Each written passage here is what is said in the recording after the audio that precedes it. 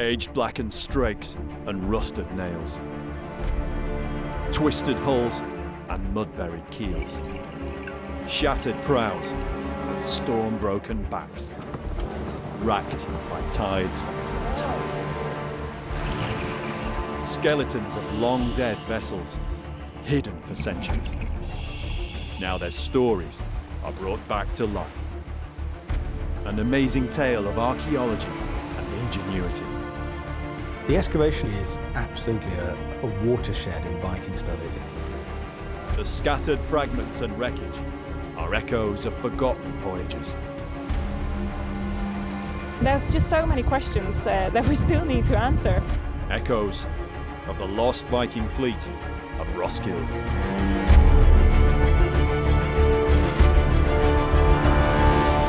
From the late 8th to the mid-11th centuries, the Scandinavian peoples burst from their frontiers almost wherever the seas could take them. Through archaeology, now we can explore the world of Viking life by understanding the realm of the Viking dead.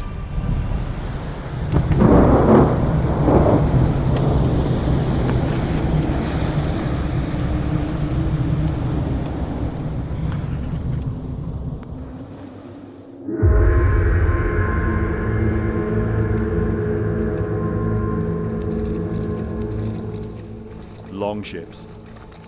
In the Viking Age, the sight of these craft must have provoked fear. Off the shores of Britain, Europe, or even in Scandinavia itself.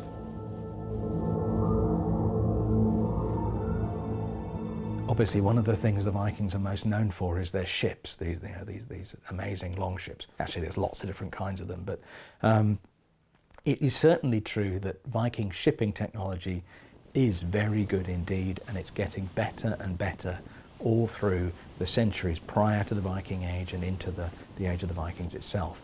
And there's a certain sense, I think, in which that technology is developing because it's needed, but also the potential that it gives means they can do more things with it. Everyone in the Viking Age who lived coastal near must have known how to sail. Today, the longboat is the instantly recognizable symbol for Vikings. And yet, for the best part of a millennium, no one ever saw an actual longship. All there were those on Scandinavian picture stones or the Bayeux tapestry at the end of the Viking period. That changed around 800 years later, with the discovery in the 19th century of spectacular boat burials in Norway, like the Gokstad ship. But archaeologists debated whether these boats had ever actually sailed, on the open seas at least, or if they had been specially made for the grave. Then in 1962, in Denmark, the world saw beyond any doubt Viking ships had once sailed the fjords and the seas. The waterway of Pebren at Skuldelev, 20 kilometers north of the city of Roskilde.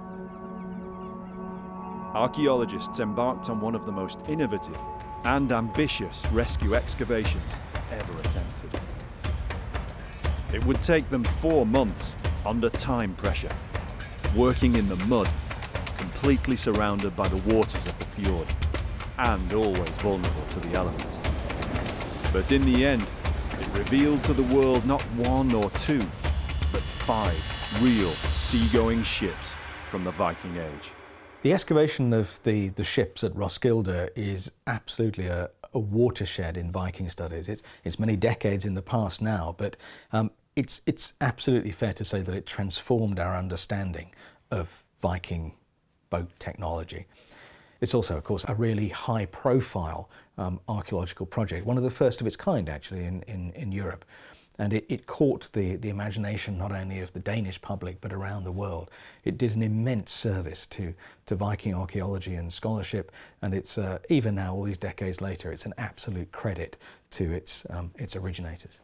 I mean, when the Skuldelev ships were found and excavated during 1962, I don't think anybody could have imagined what they would mean, not only to the maritime culture of Denmark and what we suddenly knew about that, but also what it would mean for the city of Roskilde. The excavation led to the foundation of the world-famous Viking Ships Museum. They became part of a worldwide story of the Viking exploring, the Viking voyages, the raids, and the trading sails and the maritime networks of the world. And it was the first time that there'd been such a big maritime find from the Viking Age. The museum researches all aspects of Scandinavian boat building, sailing, and life in the time of the great longboat fleets. In pride of place, in the Viking Ships Hall, are the most original Viking ships you can see anywhere in the world, together in one place. They're compelling for anybody interested in the Viking Age or maritime history. And this is the first time British archaeologist Tim Sutherland has seen them for himself. Oh, here they are, wow. That's pretty impressive. I didn't expect them to be on that scale and so well preserved. It's amazing. I mean, it's in fantastic condition. Just breathtaking, absolutely mind-blowing. The amount of information you get from these ships, and they were just found just in the mud.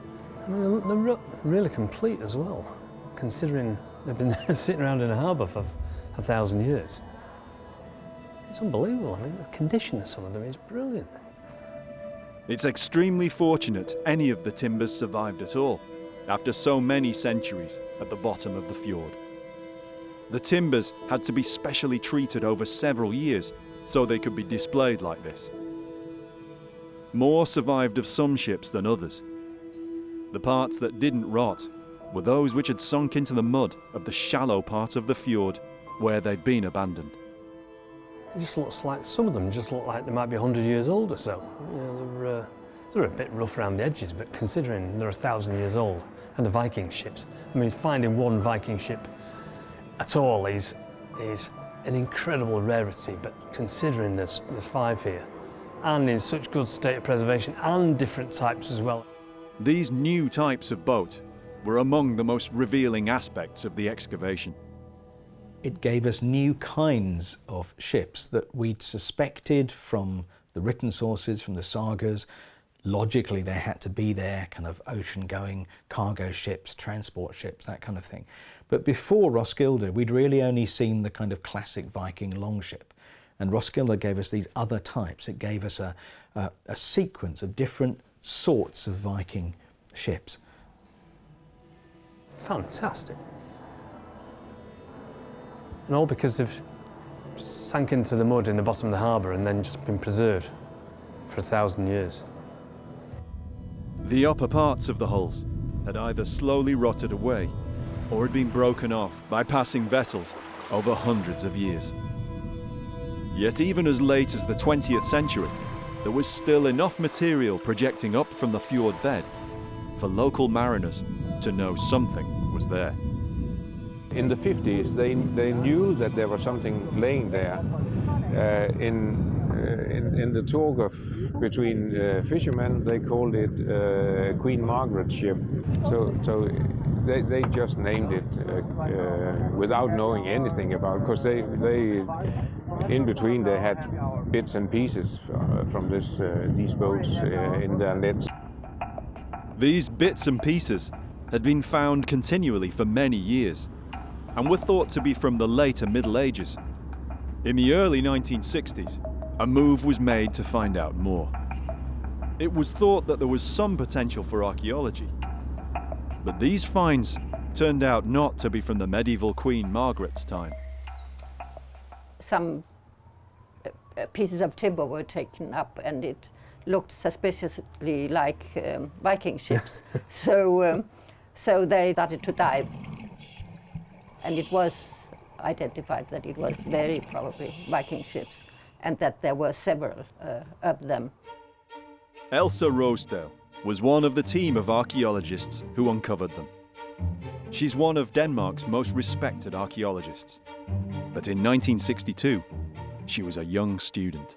So what were your first memories of the dig? What sticks in my mind is that we were part of a very important and fascinating excavation, and there was water all around, and it was a very, so to speak, watery excavation. The main challenge was the physical problem of how to excavate the timbers from the fjord bed far out into the open water. Dig leaders Ole Krumlin Pedersen and Olaf Olsen decided to use technology developed for maritime engineering. They would build a cofferdam. So when you see there the cofferdam, Yeah. and it's quite big, isn't it? Cofferdams had been used in maritime archaeology before, but rarely on this scale. It enclosed an area almost 2 kilometres square. And though the channel in the fjord here was relatively shallow, the temporary walls still held back at least 2 metres depth of water on all sides.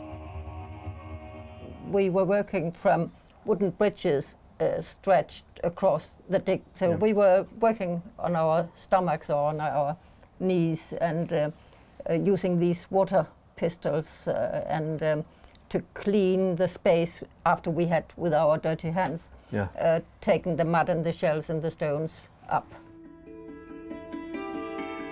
The ship's hulls had been flattened by the weight of the mud over centuries. But also, they were covered with many stones, which it seemed had been used to fill and deliberately sink the boats into position. Because of the condition of the timber, there had to be sprinklers to keep them wet at all times. And of course, we also got some of the water. That was why we were in waterproof.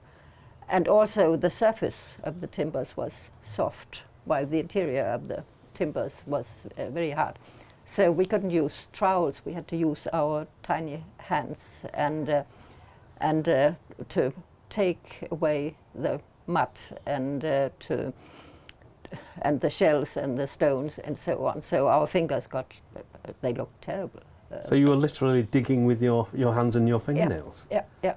But then it was fascinating to scrape away the mud and see the beautiful timbers appear. It was hard work, but there were some perks of having your own private beach out in the middle of the fjord in summer.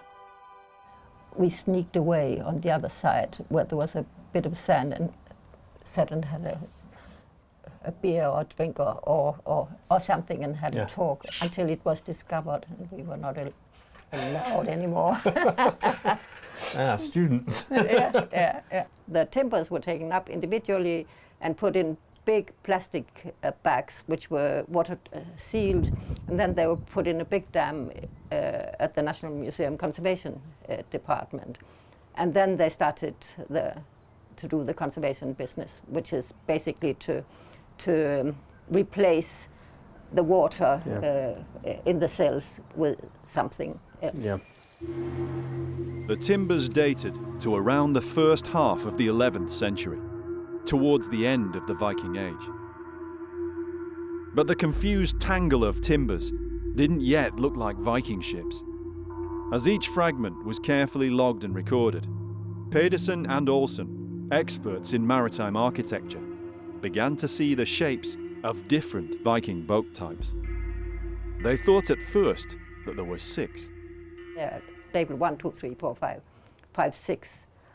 And those numbers still stick, except that what we at the time thought were 2 ships, that has turned out to be 1 ship, and that is the very long ship now called number 2 plus 4.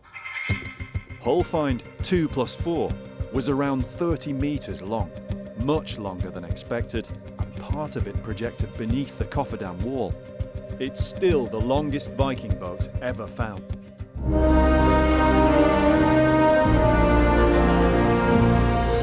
Reconstructed, it sails again on Roskilde Fjord, the Sea Stallion.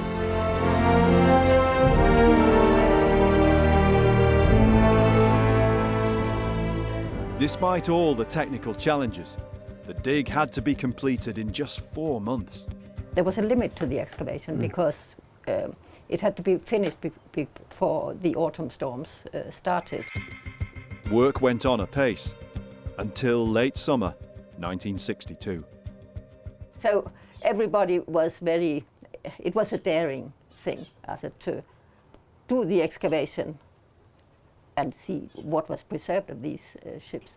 Yeah, something that I think I would recognise and lots of other archaeologists would recognise. You had to be brave. Yeah. And I think sometimes you have to stick your neck out a bit because these are untried methods and untried principles and scientific procedures or whatever. And sometimes they are not quite ready, or you are right at the cutting edge of this. And so I think the word brave is quite appropriate because you never know whether it's going to work or not. But it worked here. But that's a dig. That's a dig for you. She was just starting out on what would prove a long career in archaeology.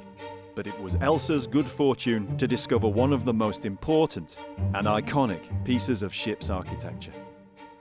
We were very lucky in that the stem, the complete stem of one of the a small cargo ship was preserved, and I found it.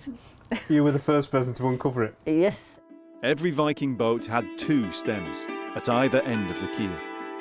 Elsa's find was the only complete one to be found. Imagine finding that. It's absolutely beautiful. 4 meters long, one piece of timber. One piece of carved timber. And now it is on the wall in the museum. Pride of place. And that was a big day. To be honest, I didn't really realize how unique it was.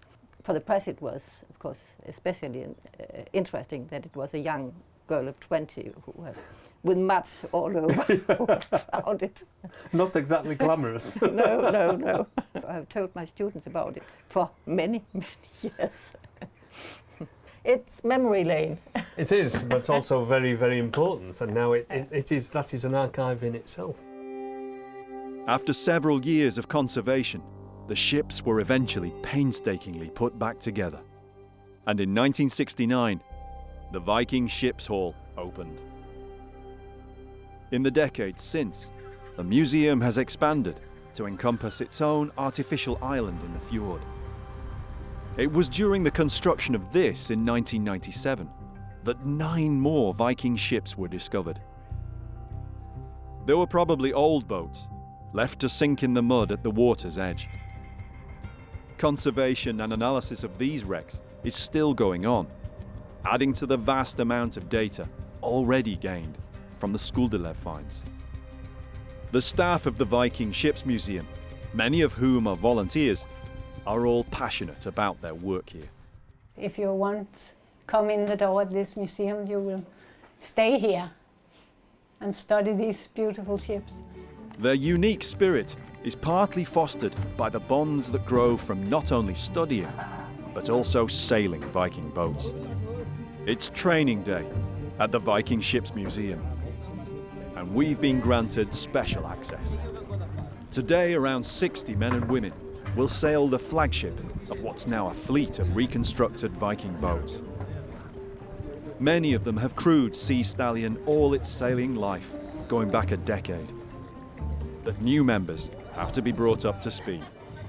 This is just a one-day sailing, and we are sailing in Roskilde Fjord outside the museum, and we go to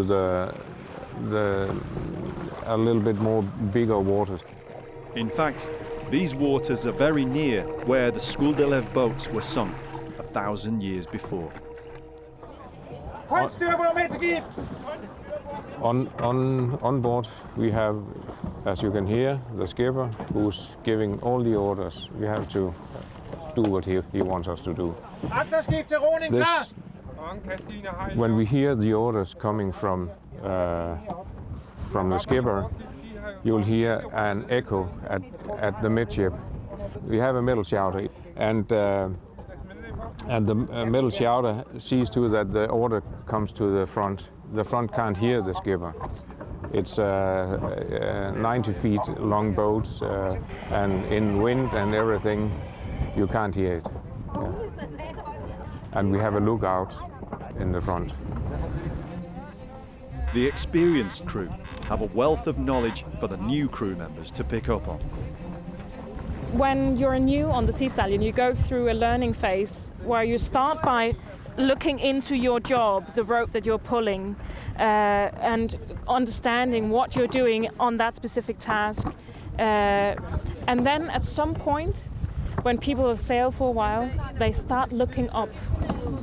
And not just seeing their own task, learning that, but when that is just a thing in their body that they've learned, then they start looking up, and then they start to see the function of their own product in the mixture of all the other inputs on the boat, all the other ropes that has to work together, because it's one big sail. So every time you pull a rope, you are pulling on a rope that pulls in something else in the other end of the ship. Like Karen and Ivan, Vibeke Bischoff is also a former skipper of Sea Stallion. She's chief of the museum's boat reconstruction team. It's her job to bring boats like the Sea Stallion back from the grave. I like boats and I like sailing. And if you sail a boat and it doesn't function or doesn't maneuver well, then it's no fun. So finding out how to make a ship maneuver and perform well, that drives me. The sudden surge of Viking raids at the end of the 8th century is thought to be partly due to new Scandinavian ship technology and sailing skills at the time. Why did it explode like this in the Viking Age? Maybe they needed to travel at that time. They were ready to travel. The ships were ready. The human beings were ready to go on adventures across the seas. The Viking ships we know, they are a mixed rowing boats and sailing boats, many of them. They carried a large crew, and if you could sail out, you could row back if the wind dropped. If I say the Sea Stallion again, you have a crew of 60 rowers, and you need to be able to tell them what to do, and they need to be able to work together as a machine. Because a ship doesn't function in itself just because it's designed like it is. You need this crew to maneuver the sail, to propel the ships with oars, or to handle the boat correctly in order to make it move. Before this can happen, someone has to work out from the archaeology how a centuries-old Viking boat was built. In reconstruction, you need to be open-minded, because nothing is ever how you thought it would be. We want to try to get as close to the original hull form of the ship finds as possible. And of course, when you see this, there are parts missing, but that's the word reconstruction. We don't construct the ship because we don't shape them in our own view. We try to get as close as on the original hull form in order to test the sailing performance of the ship later. Vibike's a trained boat designer, but she's moved away from using only computers to reimagine Viking craft. You can present the ship finds in a book or in an article, but you don't learn anything from theoretical reconstruction or publishing in an article. You learn something when you really go all the way from the ship find through reconstruction of the hull form, through building of the full-scale reconstruction, and then sailing the ship find in its original waters, where it has originally sailed. And that is what all this research at the Viking Ship Museum is about. She begins by examining every single fragment of a hull's surviving timbers. They're photographed, scaled down, and mounted on card to create a miniature kit of parts. So what scale is this now then? 1 to 10. I always use 1 to 10 because then you don't make any mistakes of the measures. 1 meter is 10 centimeters. I can cope with that. I cut every piece from the whole find and attach them together. So can you show me how you put it into action, how you transfer that into a three-dimensional model? Yeah. As you see here, I have attached the first 4 strakes. When I begin, I drill with a 0.6 millimeter drill a hole through all the nail holes. So I'm sure when I attach them to each other, that I have the right position. It can only go back in one position then? Yeah. The original it's position? Like if you have an orange and you peel it and you have the skin lying on the floor or the table, then if you put it back together, it will be round, even though it lies on the table flat. And it's the same with this one. So slowly you can build up the shape of the ship. On average, only about 25% of most of the recovered Roskilde and Skulldelev hulls have survived. But once Vibeke has the position of the ship's nails, even only on these known sections, she can reconstruct the missing parts. So I can say I have a hole here from the frame, and then I have to find the matching nail holes. Building a model like this is actually like reversed naval architecture, you can say. By building it, we can study their mind when they were building the ship. And the other thing that I like about this way of doing things is it's very basic. I don't want to be crude, but you can do it with your hands, and you can do it with pieces of paper or with and little... it's cheap and fast. And I still prefer it. I will go on. Yeah. The next stage is to take the reconstructed hulls from cardboard into a more solid form. The museum's boatyard workshops can carry out every process in the reconstruction of a full-scale Viking ship. Rope, tar, iron, and most crucial of all, wood. It took dozens of individually selected trees to make just one boat. Can you go into a forest and say that tree would be perfect for that job? We try to find out how this tree was looking. Yeah. The size of the tree, the dimensions, the height, the length of the planks, and the quality. And then we go into the forest and look for it. Right. And sometimes we look for days and weeks because it is difficult to find.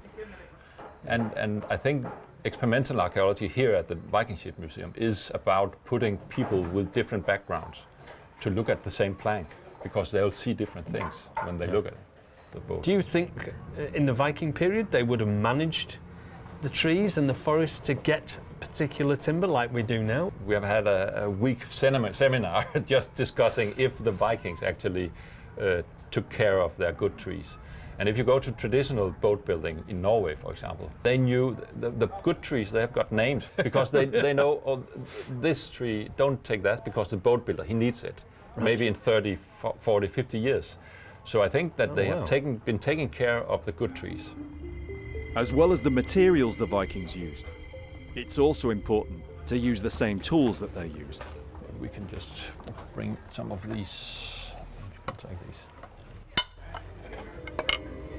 One of the first things Soren and the team had to do in building their first reconstruction was to work out just how tree trunks were cut into long planks or strakes without machines or even saws. They didn't use a saw. There is no saw marks after any saw marks on the boats over there. We have been looking and we can't find anyone. And so they used axes and cutting tools for everything. There were many types of axes used in the Viking Age. Every type used in the museum has been forged from an archaeological find. They work backwards from tool marks on the wood to work out what axes might have been used to make them. This is a very iconic axe from the Viking Age. It's made with one edge from one side and flat on the other side. And the handle, it's twists a little, so it goes out. So you can have your fingers, you can go down the plank without hurting your fingers. So the plank of wood is there, it would be like that? Yeah, right. Yeah. And that we would describe that in terms of modern tools as a planing tool. It's a finishing tool to smooth things off. Yeah, exactly. This is an iconic shape from the Viking period. I've seen lots of illustrations of Viking axes. I've actually seen lots of these in museums. And most people associate Vikings with hacking each other to pieces. Yeah. But of course, most of the axes are for work like this. It's wood. They are woodworking tools, Yeah. primarily. Yeah. And of course, all the different shapes have very specific jobs as well. From cutting the tree down, through cleaning the bark off, and finally preparing the planks and strakes, various types of axes are used. The last job is to use the broad axe, because it's like we talked about. It's not doesn't care about what you do. Then it gets. It doesn't care about your leg either if you miss it. No, that's right. I've never cut my leg, so don't say that. Don't say no. Sorry. You want to try? No. I'll try it on a short one first before I take my leg off. And these marks, you can actually see them. It's on some planks. But of course, we are looking for tool marks, so we can be very sure that they have actually used this kind of axe on the planks. Yeah, it gets it really smooth, isn't it? It's beautiful. Yeah. Yeah, because you wouldn't think that was made by an axe, would you? No, if you're thinking about it, No, everybody that's right. expects an axe to produce a really Yeah. rough mark. But Right. that's beautiful. I worked on a building that was about 900 years old in Windsor Castle, and in the roof of the castle there were big oak timbers. Yeah. And the way they tested whether the timbers were good or bad was by Yeah. And listen. and they listened to it. Yeah. Because the better the timber, it almost rings it. It's a nice solid tone, and then there was just a thud. Yeah. when it was Yeah, wrong. exactly. Yeah, I learned that too at when I was a boat builder, to actually with a hammer just listen to the wood. Yeah. listen to the wood and smell the wood when it goes down in the forest. You can Oh, right. smell if it's a good wood. You can, that's this kind of oak trees, Yeah. they smell in a certain way, and if it's too sweet or if it's too, then don't bring it. Yeah. Yeah. I've never heard that before. That's interesting. On the Bayeux tapestry, for example, the Wilhelm the Conqueror, he asked a guy to build him about 300 ships or something like that. And this guy, the guy he asked, is standing like very demonstrative like that with his broad axe. It's here. special axe. And I think it's because they want to show us that he was talking with the shipwright or the boat builder. Yeah. Fantastic. So they were well paid at that time. Yeah. But the next step is to put it all into action and sail the boat.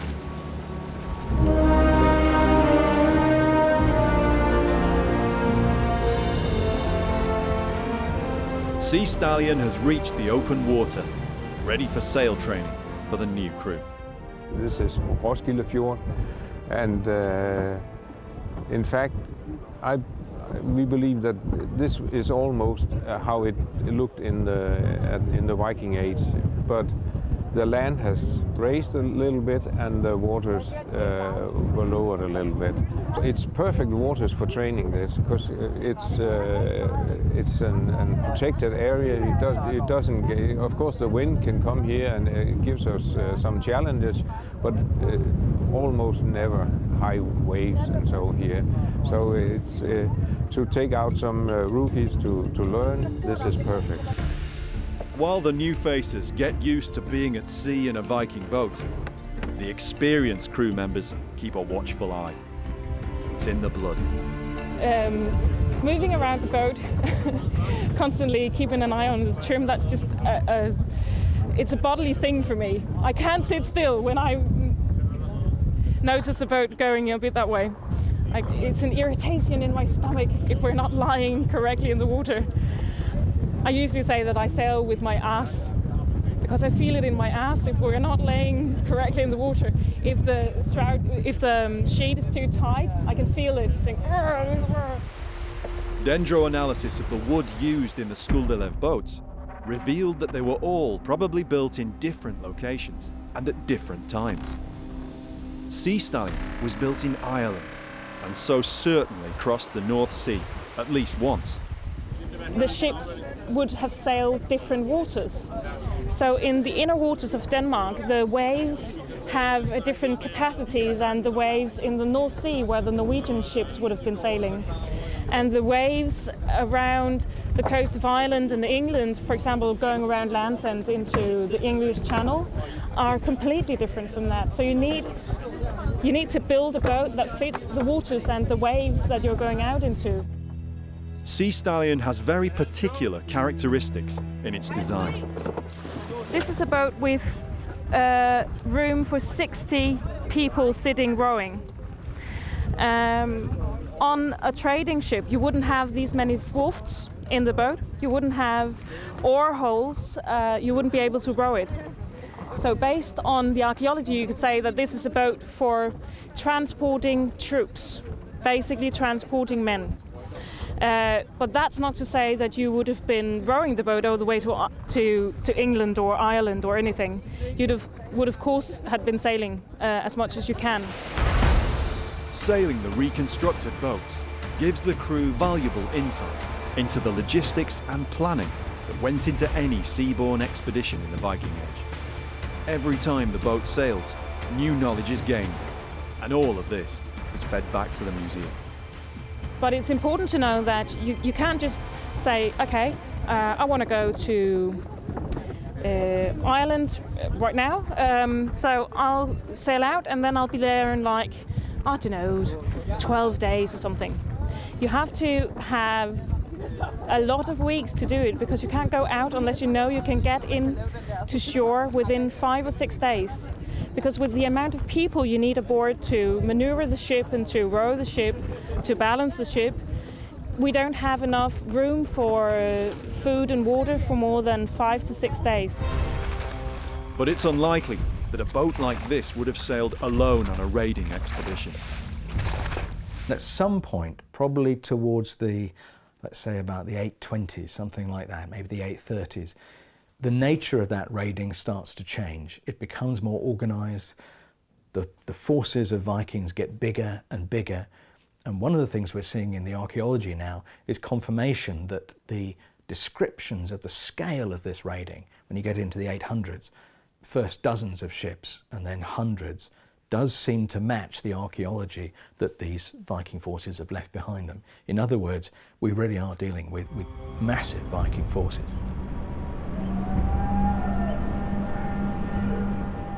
One thing is getting one ship, the Sea Stallion, over there at a specific date, at a specific point. A whole other deal is getting a whole fleet. At some points in history, it would have been maybe 200 ships.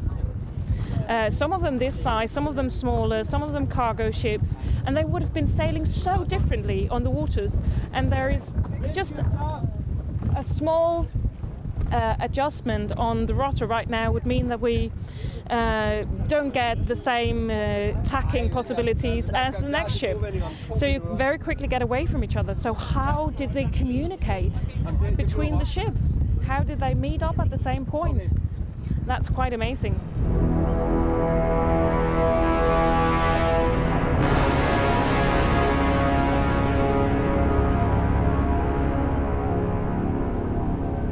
There's just so many questions that we still need to answer on how they did that. And we move to the other side.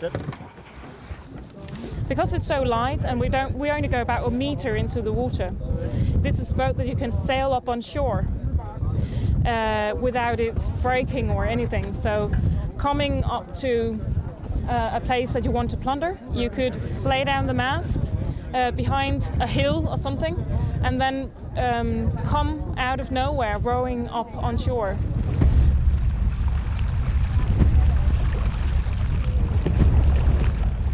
Well, actually, when we move out in waves in the high sea, the two sterns, they can move away from each other by a meter because the whole ship moves like a worm. There's a reason why it's called worms in the Viking Age, because it moves so much around. The boat's flexibility comes from its build, because the planks and strakes have been formed with axes from long timbers, the grain running throughout. It wouldn't be as strong if they were made from many smaller, shorter sawn planks. All the time, the crew have to learn to understand what's going on instinctively, especially when the boat is under sail. As you saw before, we were leaning very much to the lee side. And that's the thing about these boats, because they're so light and actually sort of lie on top of the water. We only go about 1.20 meters into the water. So we need the people aboard to be intelligent ballast, as we call it. We need people to think for themselves that now the boat is starting leaning to this side, I move up to the other side. If we were only 30 people aboard instead of the 60 that we are right now, then we wouldn't be able to balance the boat with this wind, with this much sail. So we would either have to reef the sail really much, or we wouldn't be able to sail in this weather. So yeah, it's really important that we are enough people aboard. Whether they're ballast, hauling a rope, or pulling an oar, each crew member has less than 1 meter of personal space in the boat. Above all else, they have to learn to work together. It's social skills, really, that's the key point to surviving on this ship. You can learn to sail it quite easily, I think, if you've just got a bit of a knack of being outdoors and pulling on a rope. But the social skills. Yeah, you know this expression that we're all in the same boat? If you sail in a boat and you have rough conditions and you sail for many days or many weeks, we're in the boat together, so you're depending on each other. So you make friends with the crew, because you need to work together or nothing will function. In sailing the reconstructed boat, the Viking Ships Museum team has perhaps also recreated something of the spirit that was needed to live and work aboard these vessels almost 1,000 years ago. The boats themselves have a limited working span in the water, just a few decades. But the experience, the comradeship, and the spirit of people working together like this in the Viking Age must have lasted lifetimes. The lifetime experience of being in such a tight-knit community, the intimacy of the crew, the fun of going out into difficult situations with other people, pushing yourself, and drinking good beer in the harbour, and all that, the social world of it. It's also having a focus on what am I doing? How am I participating right now? But it's not either just a one-man thing at all. So it's co-creation all the time with the boat, with the sail, with the wind, with the water, with other people sailing, with all the 60 other crew members aboard, co-creating the fact that we're able to get a move on and sail where we want to. I think we should be watching the sail coming up now.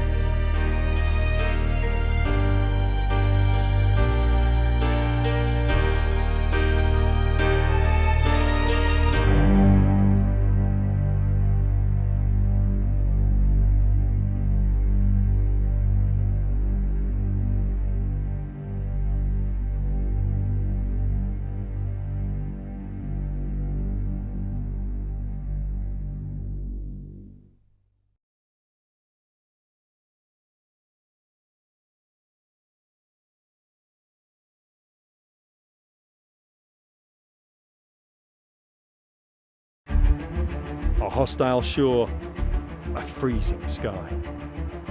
Over salt-bleached dunes, sentinels watch out the sea. The fallen, long forgotten. The nature of that burial is like nothing we've ever seen. A mission, a sacrifice, unremembered. A sea road to the stars, eternity the sky. Ships of the dead on their final voyages. I can think of worse places to spend eternity in. Beyond the boundaries of the Viking world. If you find something very special, it's history changed like this. The ones who went before, left to history in the Viking burial ships of Estonia.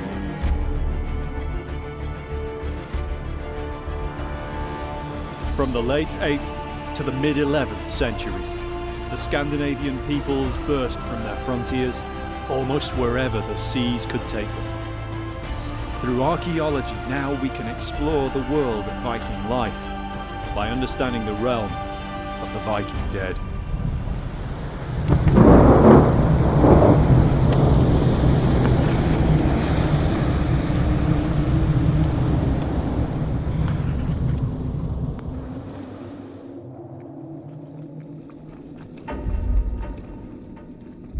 History tells us the Viking Age began with the traumatic events in northeast Britain in AD 793. Scandinavian ships were not unknown around the coasts of England. They were maybe a welcome sight, bringing trade goods and news from across the North Sea. But when a famous Christian monastery was suddenly sacked, that all changed. Shockwaves went through not just Britain, but across the Christian world. So the page turns and a new period begins. But did the Viking Age really begin like this, so abruptly? The classic start of the Viking Age has usually been taken to be the raid on Lindisfarne in 793.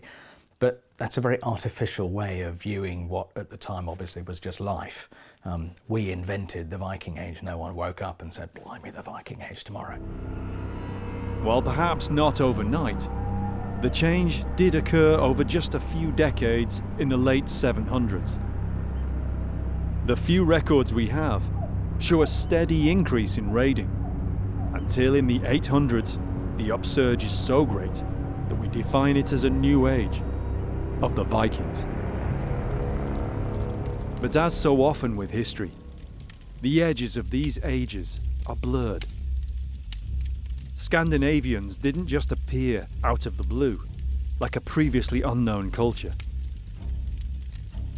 Evidence in archaeology and literature, epic poems like Beowulf, suggest Scandinavian influence in Western Europe and elsewhere, centuries before the year 793. It's clear that Scandinavians are visiting England, visiting the West, long before the Viking Age. What is changing there is that these familiar people are coming with violence rather than with goods to trade. The question is why? There's no one single answer that explains why Scandinavians started to move out into the wider world. As ever though with human history, it was a confluence of push and pull factors. Things that forced and things that drew people.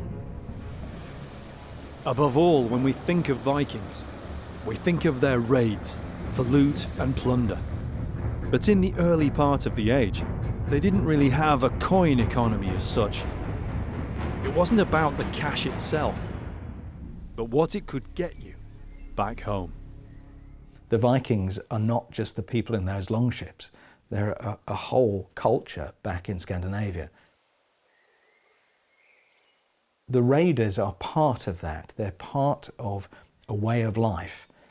And the reason they're doing the raiding connects to that way of life. It may be that they're trying to improve their social prospects back home, to buy a farm, to be able to afford to get married, things like that. Some of those people are going abroad and trying to change their fortunes. Some of the people are fueling that process at home with the proceeds of what they bring back from abroad. In 2008, an archaeological discovery reinforced the idea that these migrations had been going on long before the Viking Age, with startling evidence.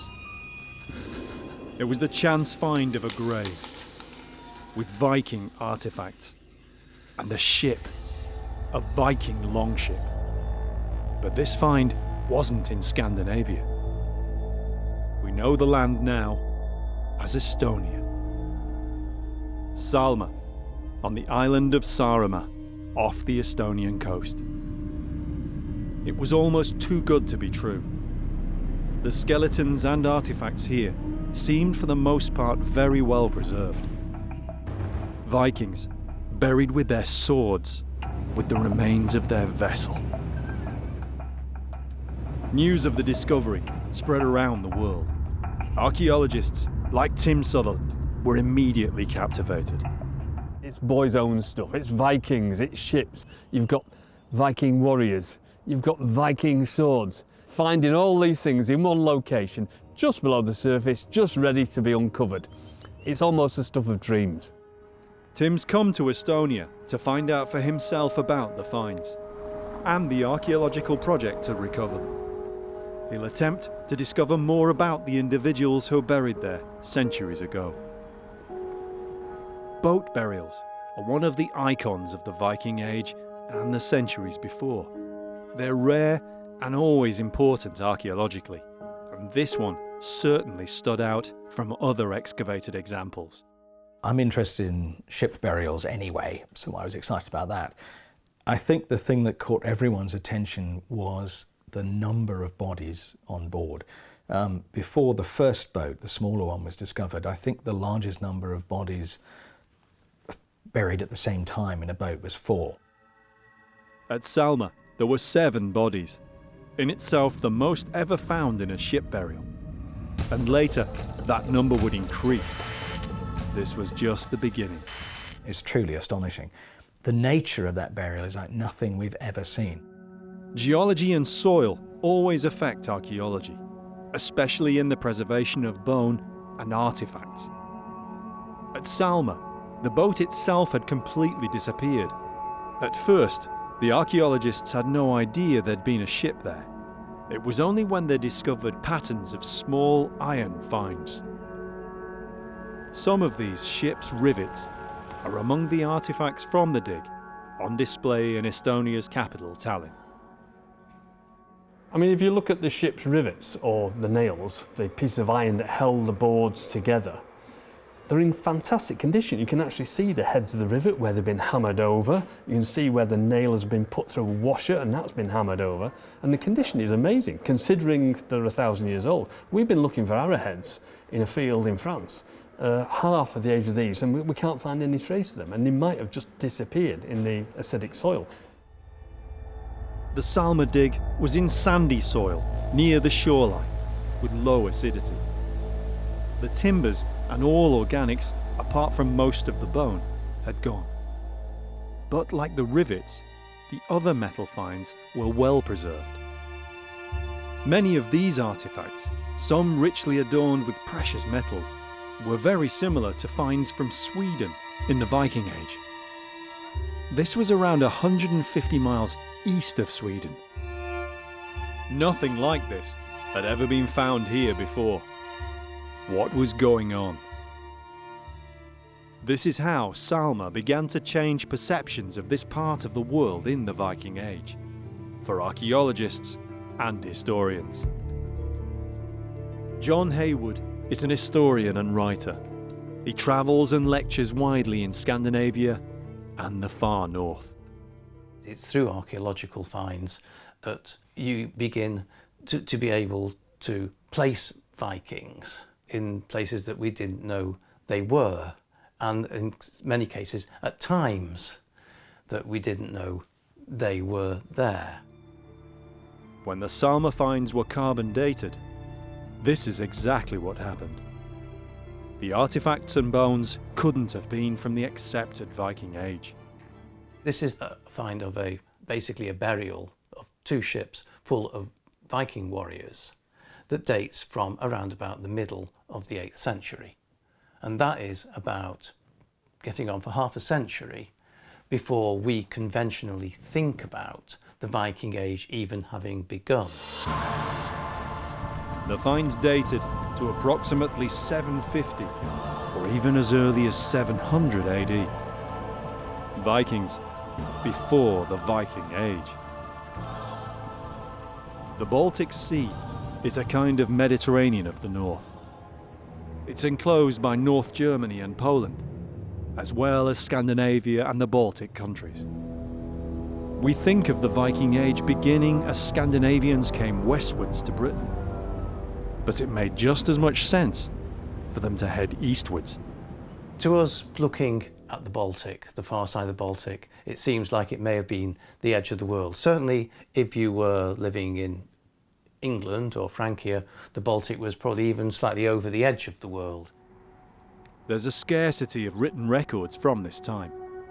Most of the sagas that give us some understanding at least of Scandinavian culture are from several hundred years after the Viking Age ended.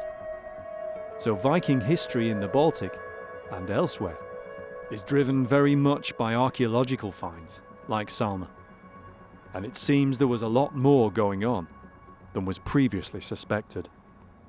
I think one of the things that the Salme find is really telling us is that there is a whole world of interaction in the east, in the Baltic. This is not unknown territory for the Scandinavians. Tim is travelling to see the site for himself. Guiding him is one of Estonia's most experienced archaeologists and the man who led the excavation team, Jüri Piets.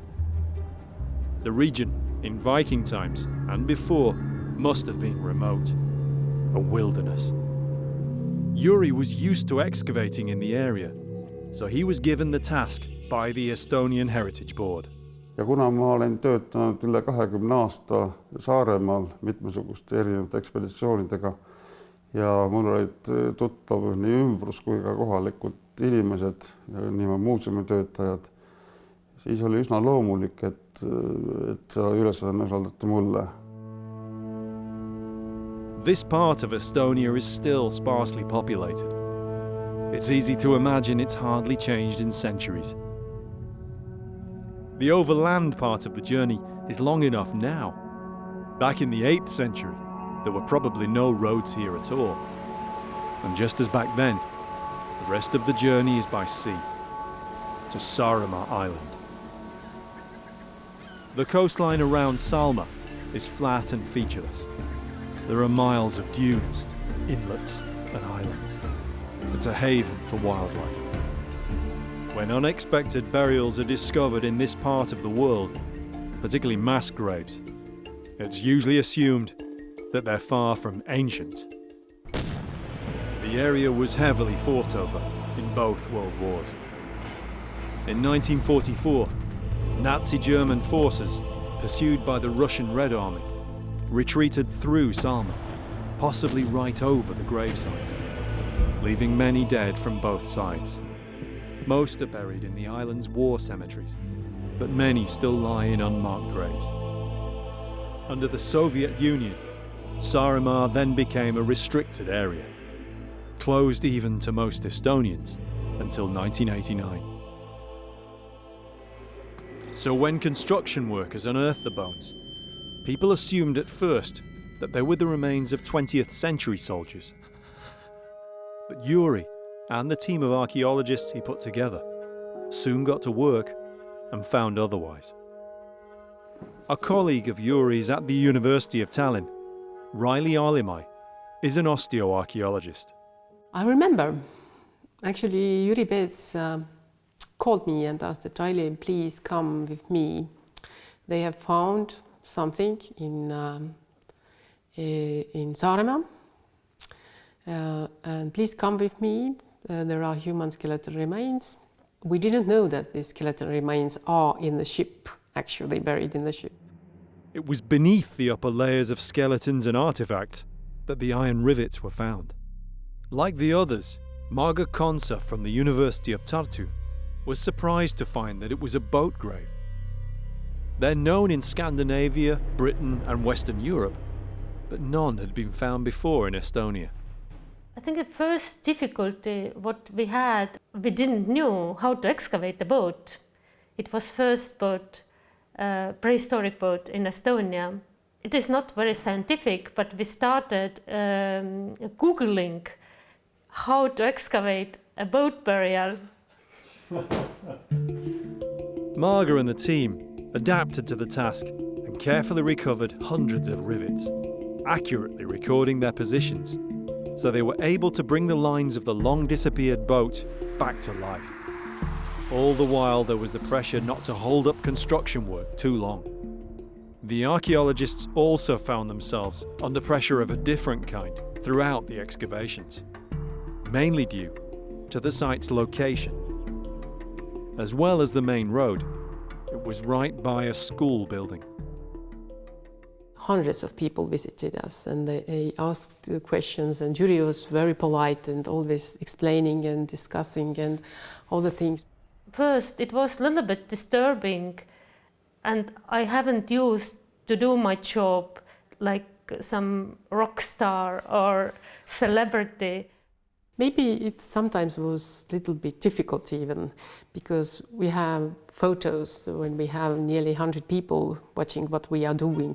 The school's teachers incorporated the dig and the history of the period into their lessons. I have not seen such interest and respect towards archaeological sites like in Salme. The constant interest throughout the dig was paid off when the archaeologists were able to show some fascinating results. When the excavation was complete, it created a vision of how the burial must have appeared at the time. The grave contained the 7 skeletons. They were inside a wooden boat, a small craft with maybe 6 or 8 oars, possibly a mast and sail. There were also personal items, such as small knives and combs, and the skeletons of dogs, hunting birds, and fish. Almost a decade later, the approximate site of Salme 1 is now marked by a sculpture. Although this sculpture's here, the actual site of the burial was just down here. It was during the construction of this lamp here that they discovered the line of the boat, which runs roughly about here, I think. And so that's important to be able to see where it was and also why it was why the ground was disturbed in the first place.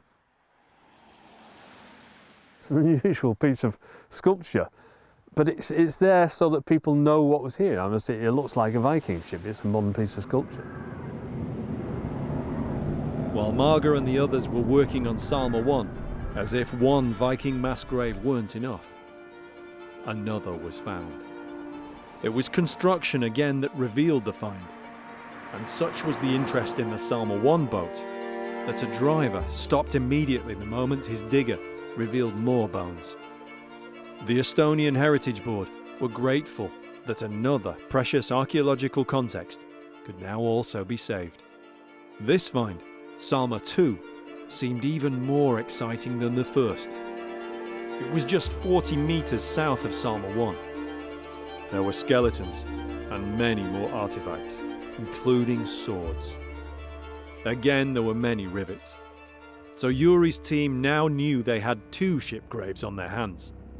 And this was much bigger than the first. Salme 2 looked like a warship.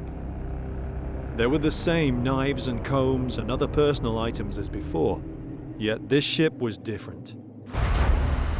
It carried a cargo, so far unique to archaeology. More and more skeletons were found within the hull. 41 individuals, all males. Among, beneath, and around them were the remains of shields, knives, and swords. No one had seen anything like it. The men had been deliberately laid to rest inside the boat. The archaeologists could only wonder at the rituals that must have taken place.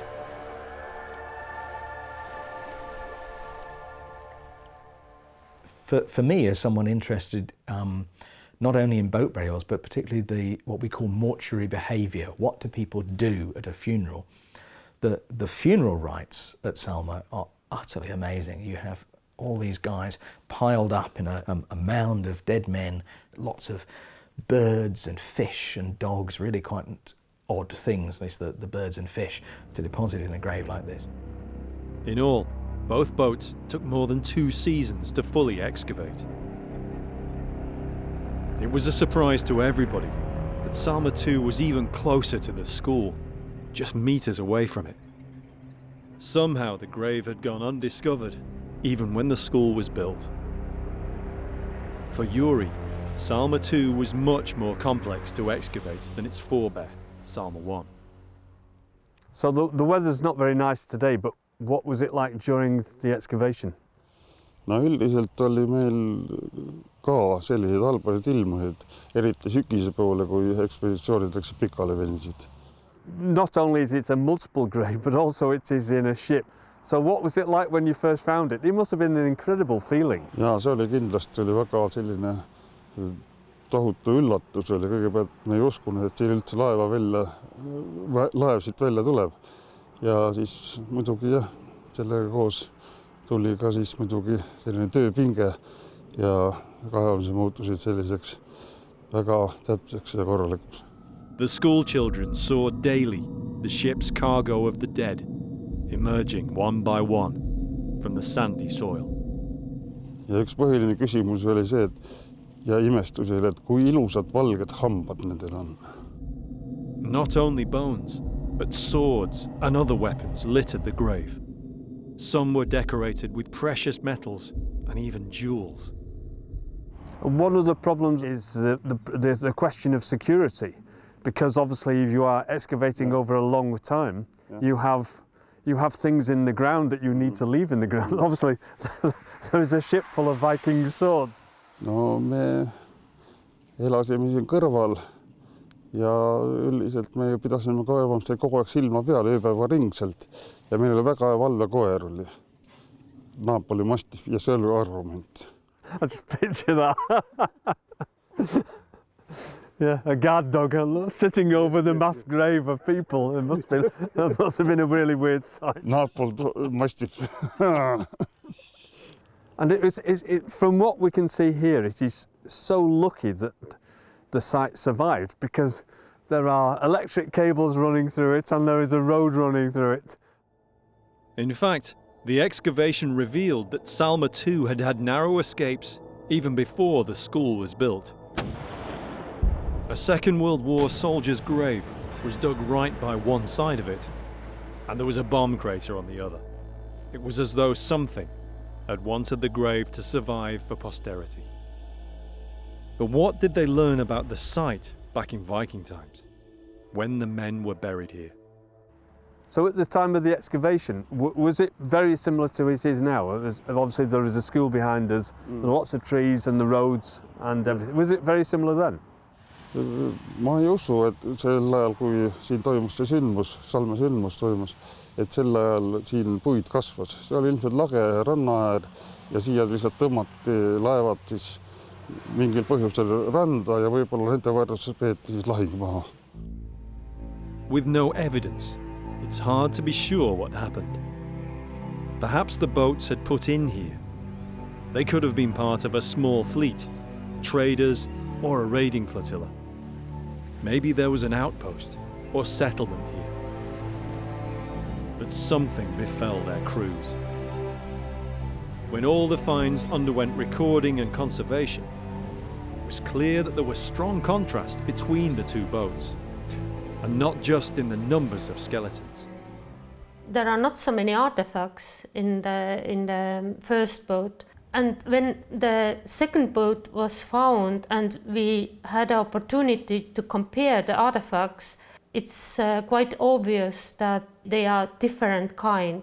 In the second boat there are lots of higher status artifacts, but they are not present in the first boat. It could be that there are social differences between those men.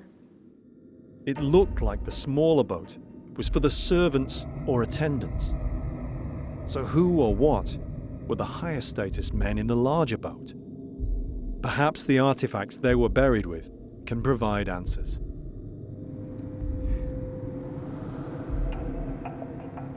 Yuri shows Tim just a small selection of the many finds. Hundreds of items were recovered, and each had to be painstakingly cleaned and catalogued. The personal artifacts were just about all found among the bodies of the men. They weren't chance finds. they were deliberately placed. Almost every individual had a comb made from bone, sometimes ornately decorated. And every man had a small knife. By far the most numerous personal artifacts, though, were gaming pieces. There were more than 200. How many gaming pieces were in a set? In set, it's a different number. And its game is Nefatafel. It's a central figure in this was king. Right. So it's slightly like chess in that there is a king piece. Yes. And the aim is to attack the king. Yes. Neftafel was a board game that travelled wherever the Vikings travelled. Like chess, it was a game of strategy. And it was obviously important to either the dead or the men who buried them, or both. The object was for one side to try to capture the king, while the king's defenders had to try and help him escape. The most distinctive piece, then, was the king piece. These look to me as if they have been turned on a lathe. They put it on a lathe and then they've turned put it in lathe and grinded and polished. The artifacts certainly seem to build a picture of the culture in which these men lived. Whatever their rank in the hierarchy, this was a warrior society. Strategy, skill, guile and strength were all prized attributes. We tend to think of gaming pieces as a rather elite kind of object. They're a sign of, almost like a sign of intellectual pursuits. You have the leisure time and you have the brain power to play strategic games. At Salme, the gaming pieces are mostly just strewn over the dead. There's several hundred of them. And we can picture whoever it is that's burying these guys, almost like sowing seeds. They're just strewing the gaming pieces over the bodies. Presumably the bodies of their friends, people they knew. It's quite a scene. There was one gaming piece among all the others in the burial that's still the subject of much debate. In the centre of the pile of dead men, there's one particular body that doesn't really have gaming pieces on him, except for one, and he has the king piece, and he has it in his mouth. We shouldn't really speculate what that means, but you know, it certainly stirs the imagination. When it comes to the artifacts from the site, it's impossible to see past the other items buried with each man. The swords. They're a classic double-edged Viking swords. Large, single-edged langsaxes and shorter, machete-style scramasaxes. Obviously they're a kind of iconic object for the Viking age. They're the thing that every proper Viking ought to have and so on. But I think before Salme, we'd never really imagined that everyone on a mission like this might have their own sword. There are literally more swords than men. It's also interesting how they're buried. Not all of them are buried in the same way. So the single-edged swords are placed with the hilt down. And then if we look at the double-edged swords, they've been bent up, they've been burned, we sometimes say that weapons are killed, weapons are deliberately broken. This isn't unique to Salme. It's common in Viking burials. But rarely, if ever, is it seen on this scale. It points to some kind of meaning in the burial ritual. There's been a lot of speculation about what that means. Are they killing the weapons because they're accompanying someone else who has died? So must the objects die along with the dead person? Is it a way of making them usable by the dead in the next life, where they're going? Or is it instead a kind of protective measure for the living, so that the dead don't return and annoy you? I suspect that this neutralising of the weapons is a protective measure, but we can't be sure. The gaming pieces, the personal items, the higher status men in the larger boat, lower status in the smaller.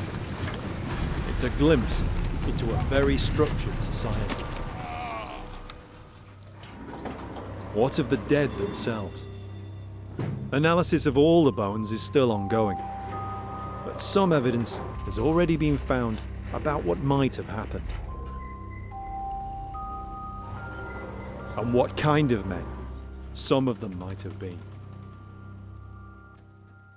We're surrounded by some of the Salme burials. I mean, did you know how big it was, or was it just the top skeletons you could see initially? At first we saw the top skeletons, 6 skeletons, but then we cleaned around the area and we saw skulls one by one appearing up. Most of the skeletons in Salme 2 were found compressed in one area of the boat, ahead of where the mast would have been, almost like a cargo. Riley and the team had to gain an understanding of the complex and compact space that they were excavating. So there are a lot of artefacts, there are obviously lots of skeletons, and they're all mixed up.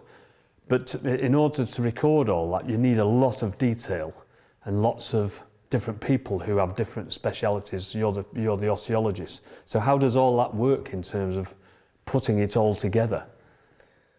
For me, it was the most important to get overview how the bodies have been put into the ship and how they are placed and how they relate to each other, and that's why we used GPS. By carefully logging the position of each skeleton, Riley was able to create a 3-dimensional record of the grave. From the way the bodies had been placed in the grave, Riley soon formed an impression of the dead, perhaps a clue to who or what they had been. It's like a military burial. It's very regular. They are buried in layers. It's almost like a formation, a parade order, a hierarchy. Or, simply stacked in layers, a ghostly cargo. It was evident from early on that these men hadn't died from natural causes. You've said that there is lots of evidence of skeletal trauma. Can you show me some of it? Yes, there are. For example, this skull has multiple trauma. Right, so that's quite obvious. So that's one there. So that almost looks like a stab. It's almost in the shape of a sword, isn't it? Yes, might be. But that one looks more like a slice. I've seen quite a few skulls with trauma on. So to me, that looks like a long blow that's gone into the side. And in that respect, they are typical sword wounds or axe wounds. And in cases of Rwanda, where they're using machetes in the 1980s, you get exactly the same trauma on the skulls, which is really disturbing considering it's a few decades ago. Whatever happened, it was brutal. Around half of the skeletons, where bone has survived, show trauma. This and other evidence enabled Riley to come to know skeletons as individuals. 2 in particular stood out, both from Salme 2, the higher status men. Exploring their trauma brings perhaps faint traces of what befell the group. The first lay only just beneath the surface. Broad and strong, probably in his late 40s. He was on the very top layer of the grave, as if standing sentinel over the rest. The first thing I noticed was his right arm. Yeah, I can see. There's something very distinctive about this one then. It has multiple cuts. It's chopped into pieces. It literally chops into pieces. Yeah. The man had been in a serious fight, and it was the last he ever fought. Now you can see that these strokes come from the same direction, the same angle. Yeah, it's 1, 2, 3, isn't it? That definitely looks like somebody's hacking at somebody like this. So somebody is attempting to disarm him in the most graphic way possible, and that is to chop his arm off. Then he was put back in the grave with the sword in his hand again. Yeah. Very weird. It's fantastic. And this wasn't all. Riley found the skeleton was covered with weapon trauma. It's as though the individual was first wounded, then overwhelmed. So that's the back of the lower foot. Yeah, this is left foot. So somebody has slashed at a foot. It would really hurt, but it wouldn't really disable them, would No. it? No. Painful, but you could walk. You could still fight. He's got wounds to the feet, he's got wounds to the arm, and he's got wounds to the head. Are there any other wounds on him? It seems he took everything that was thrown at him, but still they had to be brutal to finish him. It does look like somebody's tried to decapitate him. Yes, but because he was very robust, they didn't manage. So they've chopped into the neck, yeah. But it's not... But they didn't manage to decapitate it. It's hard to be sure, but the wounds don't seem random, as if received in the chaos of a large action. There are so many variables, that it's though this man was surrounded before he was overcome. I'm suspicious. I don't believe in anything at the moment, but I think, one thing is I don't believe it's a huge battle, some kind of. I think it's something, some kind of conflict, unexpected, something unexpected. In my opinion, they were not prepared to something. Further clues in the grave hint that the man was regarded with respect, at least by those who buried him. This person is now incapacitated and somebody's attempting to take his head off. And they put the head back. And they've put the head back. That means in the burial. That is somebody who is trying to treat these people with the ultimate respect, because they're trying to make them whole again at the time of burial. Especially this first skeleton. Yeah. We don't know if it was a battle, an ambush, or even single combat. The man took many terrible wounds. He was the first to be excavated, yet the last to be placed in the grave carefully and with his brutally severed arm. He was still holding the sword. Holding sword. So somebody's almost putting these people back together again. That is absolutely fantastic. And he went to Valhalla. There was one more detail that Riley found significant about the way the man had been laid to rest. He was lying, looking left, and all the other skeletons in the row were looking right. So, it seems to me that he was some kind of, I don't know, important. So this person has been treated very distinctively compared to the others. So that marks him out as a different person in that respect. His head turned as if looking over his comrades, buried together in the top layer.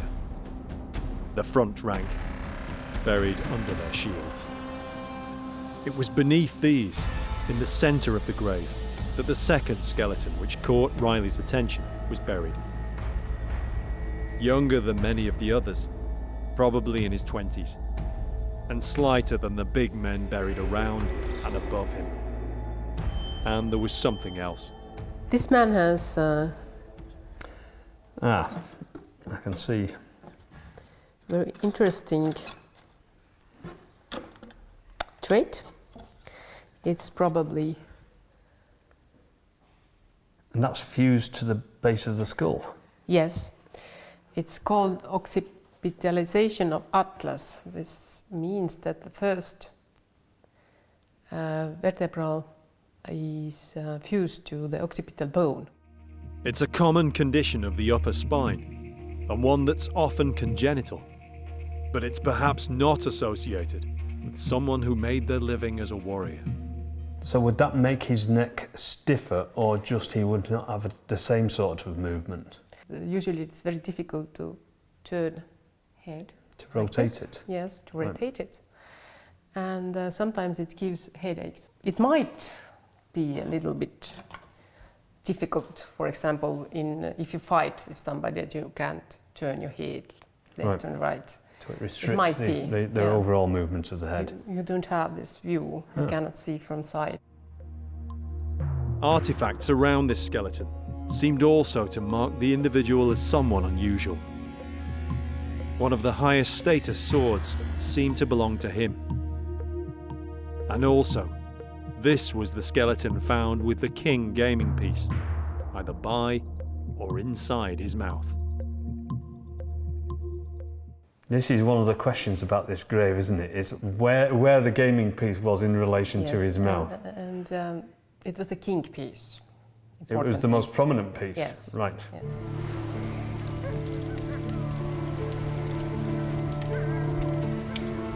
So that is tempting to suggest that it was given to him because he had a position of status, or it could be completely accidental. I could say it could be accidental also. Yeah. Because sometimes these kind of small items move in the grave. It was covered like a carpet of gaming pieces. In this area, a lot of gaming pieces were found. Yeah. This was not the only one, so that's why I think it might be accidental also. Yeah. But it might be intentional also, so it's difficult to say today. Was it chance? Or perhaps intended? The only way of marking him out for sure to the recipients in the next world. Scandinavian folklore, the Valkyries. 2 individuals among more than 40. One older, probably a soldier, perhaps a defender, singled out in a position of honor in the grave, as he was in life, perhaps in duty. Another younger, slighter, perhaps well-born, richly equipped, a leader, a noble, or simply perhaps a treasured son or brother. We're unlikely ever to know for sure. DNA and other analyses are yet to be completed. Perhaps they will bring some answers.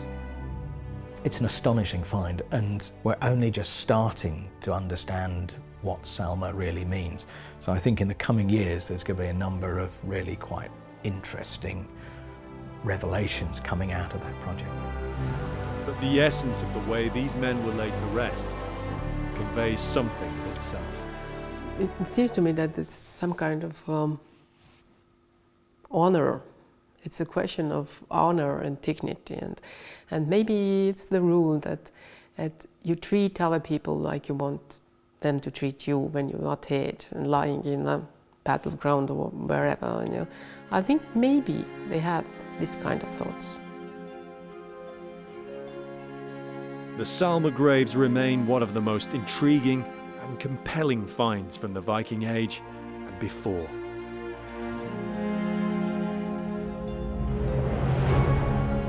These people were buried with honour and with the respect that the people who buried them thought they deserved. And it's not a bad place to lie, is it really? The men who were buried on that remote, sandy shore were among the first of the Viking dead. Those men buried in Salme, they will live in eternity.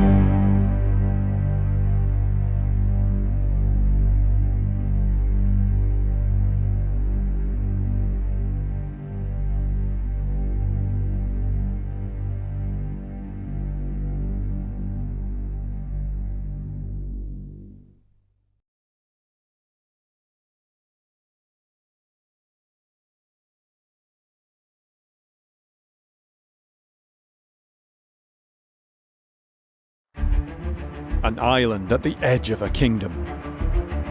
Prophecy, superstition, and fear. Wolves from the sea, terror from the north. A haven of solitude, a beacon for pilgrims. A place of worship, a sanctuary. But at high tide, the saints turned their backs. The attack on Lindisfarne was an atrocity. A new peril to the followers of Christ. If you think about it, they could have rung the bell all day and no help was coming. Predators, slavers, plunderers.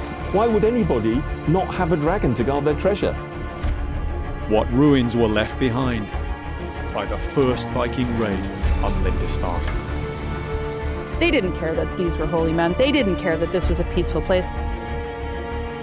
From rubble and bones, the evidence is now emerging of a time when all of Europe was about to change. 300 years peace had reigned. Now the winds had turned. The dawn of a new age. The dawn of the Viking Age.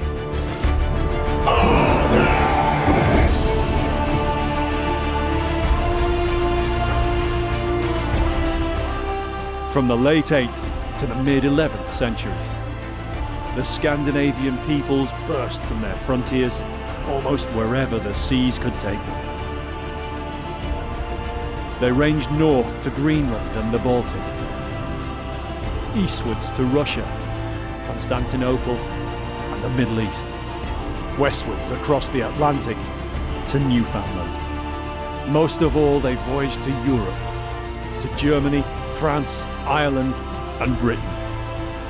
They came trading and they came raiding, or Viking. For centuries they were regarded as barbaric. Their civilization was lost. Yet echoes remain down the ages of the ones called the Northmen. Through archaeology now we can explore the world of Viking life by understanding the realm of the Viking dead.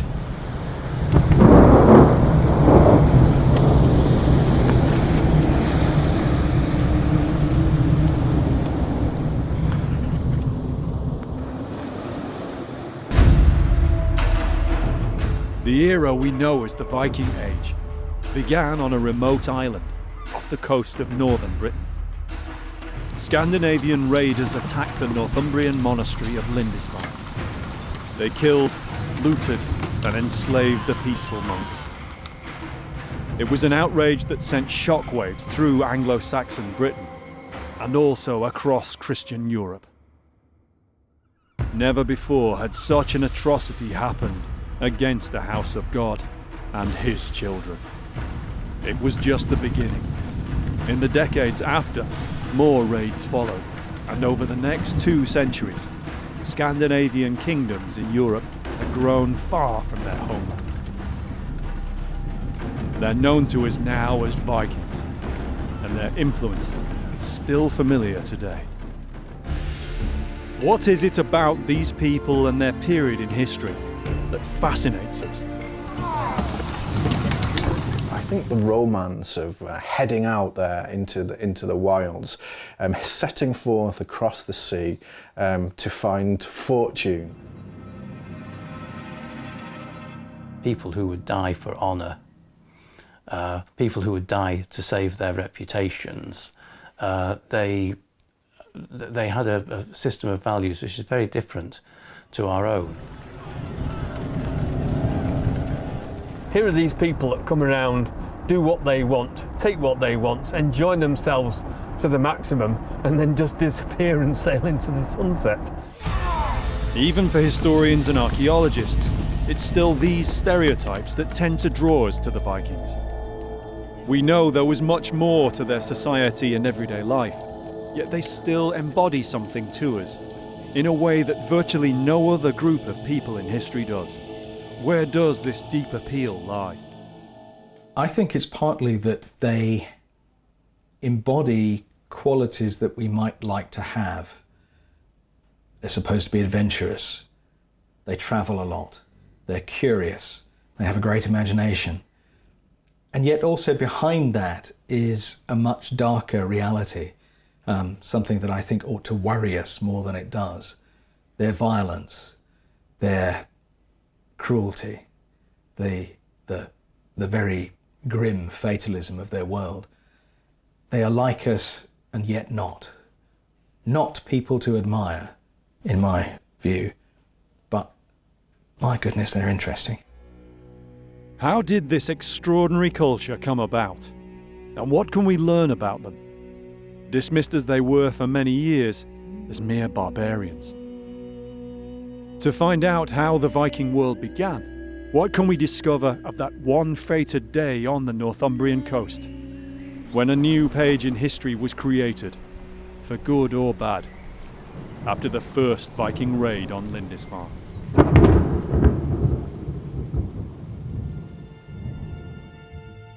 After the attack on Lindisfarne, Anglo-Saxon monks wondered why such horror had befallen their brothers in the year 793.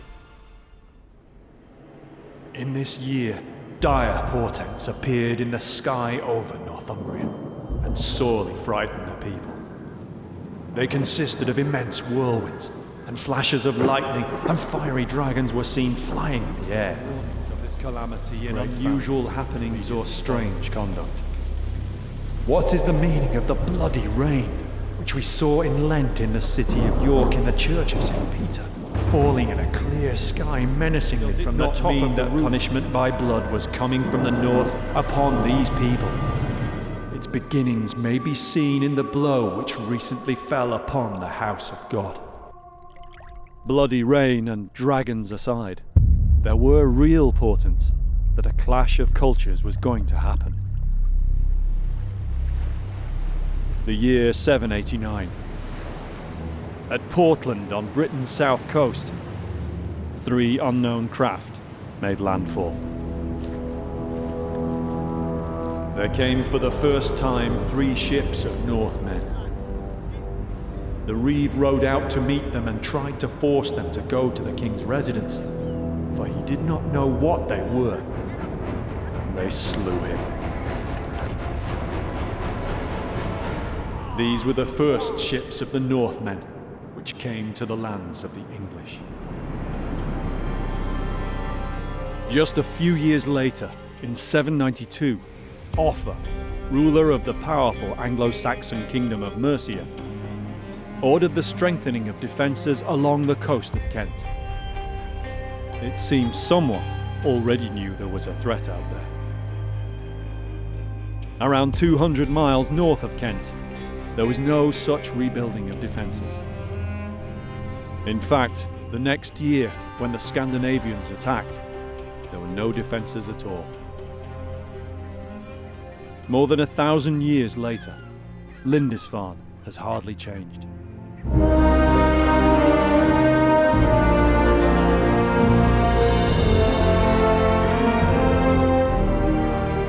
The Holy Island is on northeastern England's Northumberland coast. It's separated from the mainland by just over a mile of sandy causeway. Even today, it's only crossable at low tide. Twice a day you can cross. Twice a day, it's reachable only from the sea. Archaeologist Tim Sutherland has worked on digs across Europe, but never yet on Lindisfarne. It's in an incredibly remote place, but when you get to this part of the causeway, it's just sky. There's very little around you. It's endless amounts of sea and sky. It's a stunningly beautiful place. He's excavated mass graves from later medieval battlefields, but so far not from Viking or Saxon times. He's here to discover what might remain of the people who were here at the time of that first raid, who lived and worshipped on Lindisfarne. I think the whole reason people would come here would be for isolation, because you are nearly always cut off. It's something that always sticks in your mind, is that you are right on the periphery of life out here.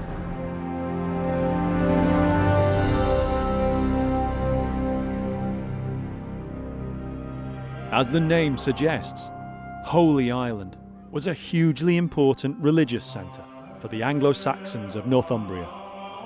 You can still see the route laid out for pilgrims to cross the causeway in later centuries. A monastery was established on the island in the year 634 by the Irish monk and later saint Odin. Odin had been a part of the monastic community at Iona on the western coast of Scotland. By founding his monastery on a remote part of the coast, Odin was continuing a tradition that was already widespread in the monastic communities of Britain and Ireland. It also became a centre of learning, most notably in the form of the Lindisfarne Gospels, which were produced in the early 700s. The Gospels were so finely rendered that later generations assumed that they must have been crafted by angels. For more than 150 years, Christian monks had lived and worshipped on the island of Lindisfarne. The Holy Island may have been a monastic site, but it was far from being a closed community. It had workshops and farms which had to be supplied or had to sell their wares. Quantities of vellum, inks and pigments to produce gospels, ivory, silver and other precious metals to decorate their covers. Traders and merchants would have been frequent visitors to the isolated site. Lindisfarne was also a prestigious jewel in the Northumbrian crown. Since Aidan, many of its abbots had also been canonized as saints. The early Christian church had a weakness for silver and gold. The richness of Lindisfarne's chapel would have been famous along the coastline of Britain and beyond. Archaeologist and writer Max Adams has researched the situation in Northumbria at the time of the first Viking raid. Any monastery sitting on the east coast of Britain is a cash machine waiting to be emptied. No wonder then that Scandinavian raiders turned their heads. Vikings then didn't just appear out of nowhere at Lindisfarne. Foreign travellers and traders, including Scandinavians, would have been very familiar. They've been wrecking Britain for so long, they know where everything is, and actually now is the time to start going and cashing in on all that knowledge. We don't know why the Scandinavians began raiding, apparently all of a sudden, at the end of the 8th century. It could be that Lindisfarne was just the first major raid that we know about. And in the centuries preceding the Viking Age, questing for treasure was already a part of a storytelling culture. Treasure is guarded by dragons, can only be won by deep cunning, bravery, and any attempt to steal treasure will be met with the vengeance of a god. Unlike Scandinavian treasure, the treasures held by the monks, that treasure is not guarded by dragons, it's guarded by prematurely balding men dressed in monks' habits, not carrying swords, with no combat training at all. There certainly were no pagan dragons, nor even armed guards here. Holy Island's monks trusted only to the protection of the saints. Imagine the Scandinavian raiders' point of view. Why would anybody not have a dragon to guard their treasure? On the 8th of January, the raiding of heathen men miserably devastated God's church in Lindisfarne Island by looting and slaughter.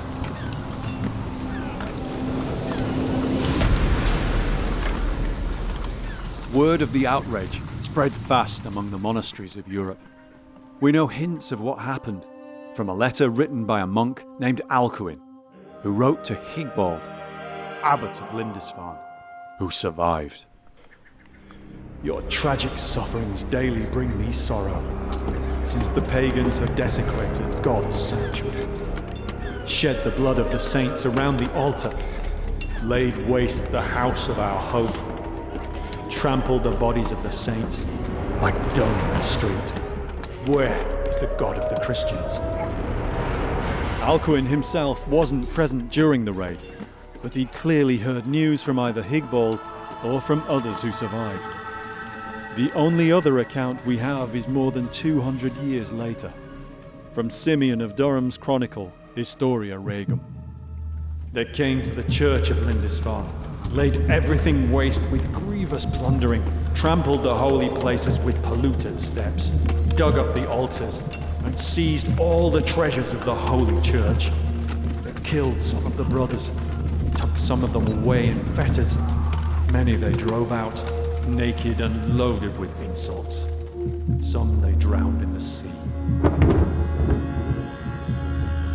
These few written fragments are all we have about what happened. But what other evidence might exist? Could archaeology tell us anything about the attack on Lindisfarne? The ruins you can still see today are those of the second priory.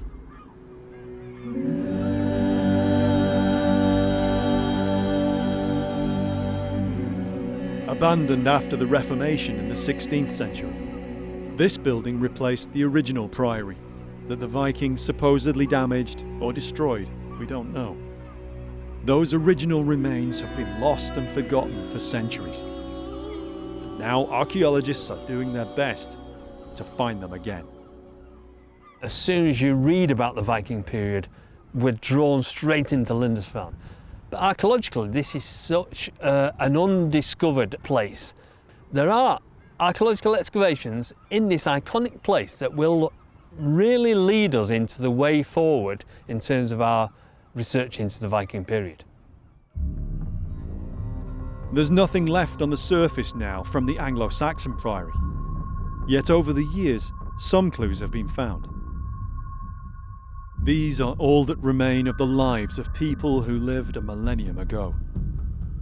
Grave markers of the Anglo-Saxon people, perhaps even some of the monks, who lived here around the time the Vikings came. But there's one stone that's different. It was found in the early 20th century, and it seems to carry an echo of the terrible events at Lindisfarne in 793. It seems to depict Viking warriors, clad in armour, carrying axes and swords, and it became known as the Doomsday Stone. You see these warriors with their axes. It's so easy to interpret that as the Viking raid on Lindisfarne. But you can't carbon date stone, and the context of its finding is lost, so it's not known if it's from the time of the raid. It could be earlier or later. In 2017, an archaeological project set out to investigate Lindisfarne's lost religious buildings. Enclosing the seaward side of the monastic site is a natural embankment of whin rock called the Hewf. It's like a protective arm around Lindisfarne's little harbour. The whole area is now a nature reserve. The Hewf that we're sitting on top it's always been really important from a safety point of view as a defensive point on the island, but the whole of this rocky outcrop is important archaeologically. Archaeologists have always suspected there were buildings on the Hewf. But what could they have been? We've always thought there was buildings on the Hewf. In fact, it's dotted with structure-like features that have come up in geophysics that have been done over the years. So already speculation that it's a church building. So this was a sort of evaluation to establish the size, possible function and features and hopefully date. The dig was brought about by a trust that was formed to protect Lindisfarne, its heritage and natural environment. Many of its staff are local volunteers. It's a fantastic community project. You know, I think we've got volunteers from the wider community from all over Northumberland and southern Scotland, right as far as Newcastle and beyond, and up towards Edinburgh. Some of these volunteers have dug with us for years. They're fantastic. They're extremely knowledgeable. They call us the professionals, but they know as much as us in many respects, and especially finding something like this, which is brand new to everyone. There are very few experts in this sort of period. The dig has revealed a building that had very solid foundations. We've uncovered all of the stone foundations and found essentially an oblong building in two parts. We've certainly got a doorway at the west end, which is off-centre to the north, and we've got a doorway right at the west end of the south side of the building, and another possible doorway in the sort of middle of the north part of the nave. And regarding windows, very little, but we've got a few very, very crudely dressed window heads and sills that came mostly from the east part of the building. It does seem very much like a chapel or small church. At each stage of the dig, they try to understand visually the structure that they're excavating.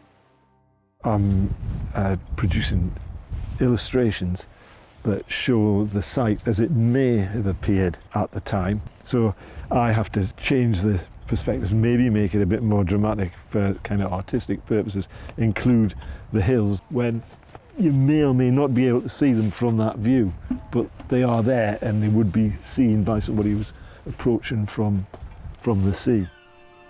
A small, thick-walled building with a separate room, perhaps a sanctuary. It could be a church or chapel. The original priory might have had one or even several chapels around the monastic enclosure. Could this building have been here at the time of the Viking raid? It may be the site of the very earliest church on Lindisfarne, but they could have been built any time throughout the later 7th century into the 8th, 9th or even early 10th centuries. I think all of those dates are feasible.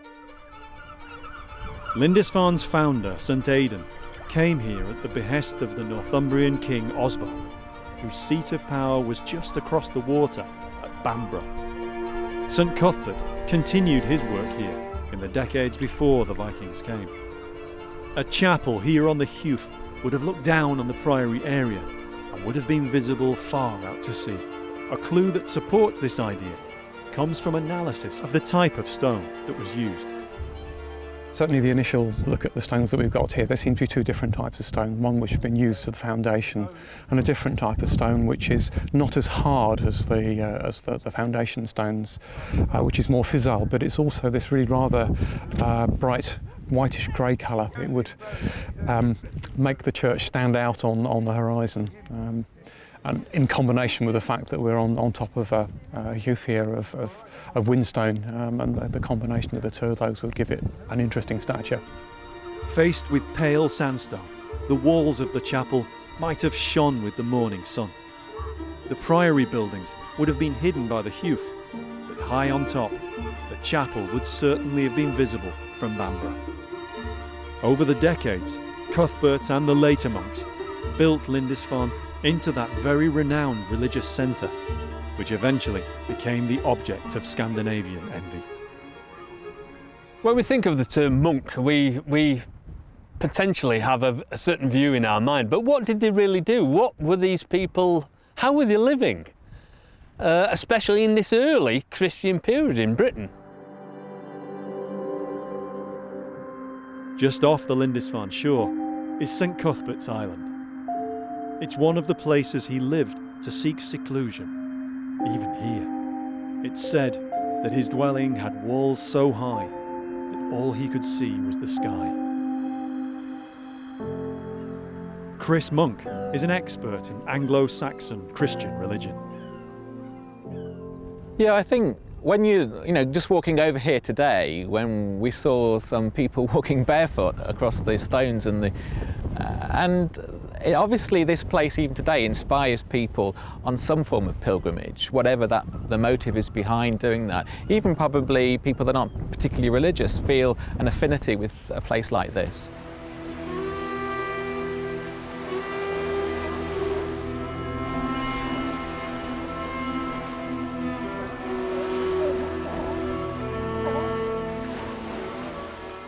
Its very landscape draws you in, I think, and the sounds and the sounds of the seals and the birds. People from all kinds of backgrounds might have been part of this monastic community. In the decades after Cuthbert and before the raid in 793, there were people that would retire to the monastic life. Life was busy for monks, and they had various duties that they had to perform. The most important, of course, was God's work, Opus Dei, which would involve them at various hours of the day, throughout the day, spending time in a religious service. They would be singing the Psalms, there'd be readings from the Bible. But they also had and were expected, each one, to carry out some kind of manual labour. So that might be milking the cows, making ale, maybe working in one of the workshops, metalwork, for example. I can imagine the brothers helping out with the fishing and the cockling and helping with the nets. You could imagine that. And really, although all of the brothers were expected to engage to some degree in this kind of work.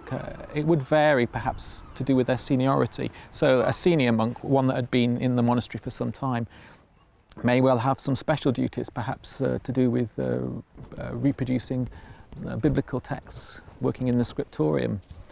And that would be their manual labour, because it would have a physical aspect to it. It's back-breaking work, eye-straining work.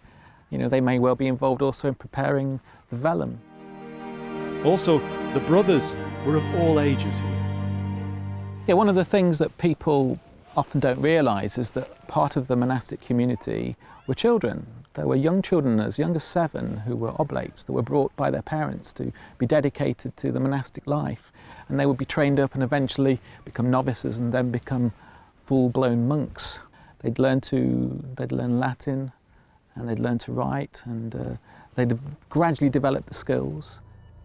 These were the kinds of people who were present when the world turned upside down and the raiders came to Lindisfarne. Hard-working, learned, earnest people, including children. All of them defenceless.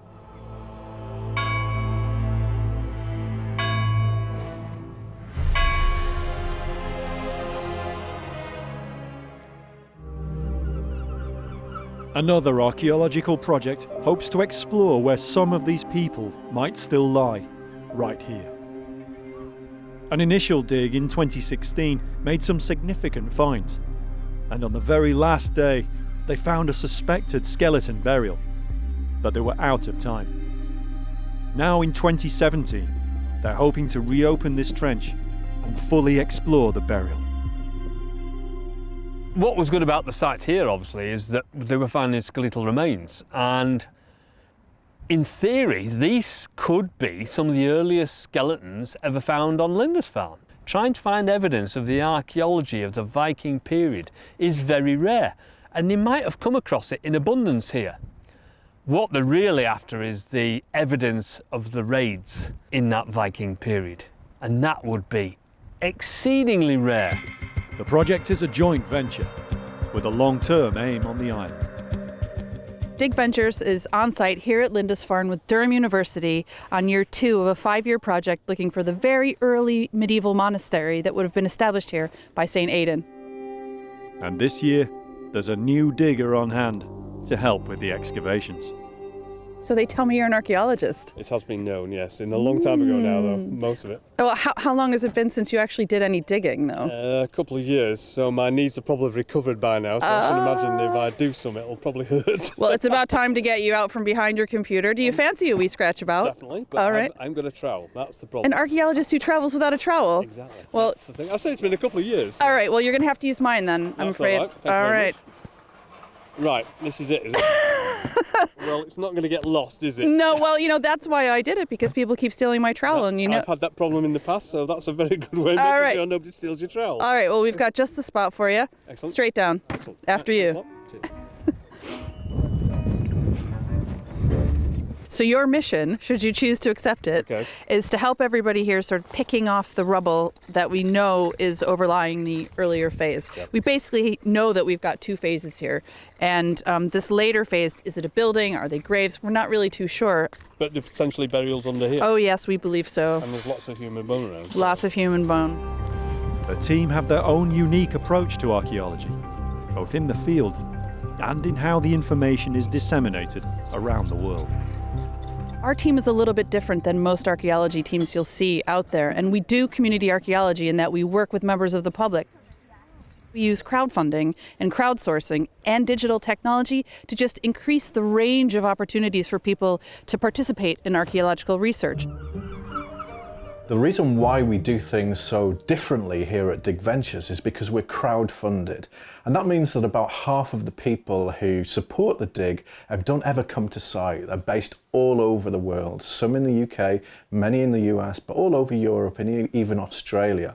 So it's vitally important that the material that we excavate, the finds that we discover, and all the context records that we make get published instantly, and they can share in the joy of discovery, just as we are in the trenches. Just keep on scrolling. cool. You've seen many of the team recording out there using their smartphones or iPads of the skeletal remains that they're discovering. Well, just as soon as that material is recorded on the iPad, whether photos are taken on there or whether they've written little notes in there, well, that goes straight onto a dedicated website on our main website, a Lindisfarne microsite. It's called Digital Dig Team. And in that you'll be able to see how those artefacts relate to other things that have been found. And it means that we can also make 3D models as well, so that people can see exactly what it is that we've got, almost as though they were holding it in their own hands.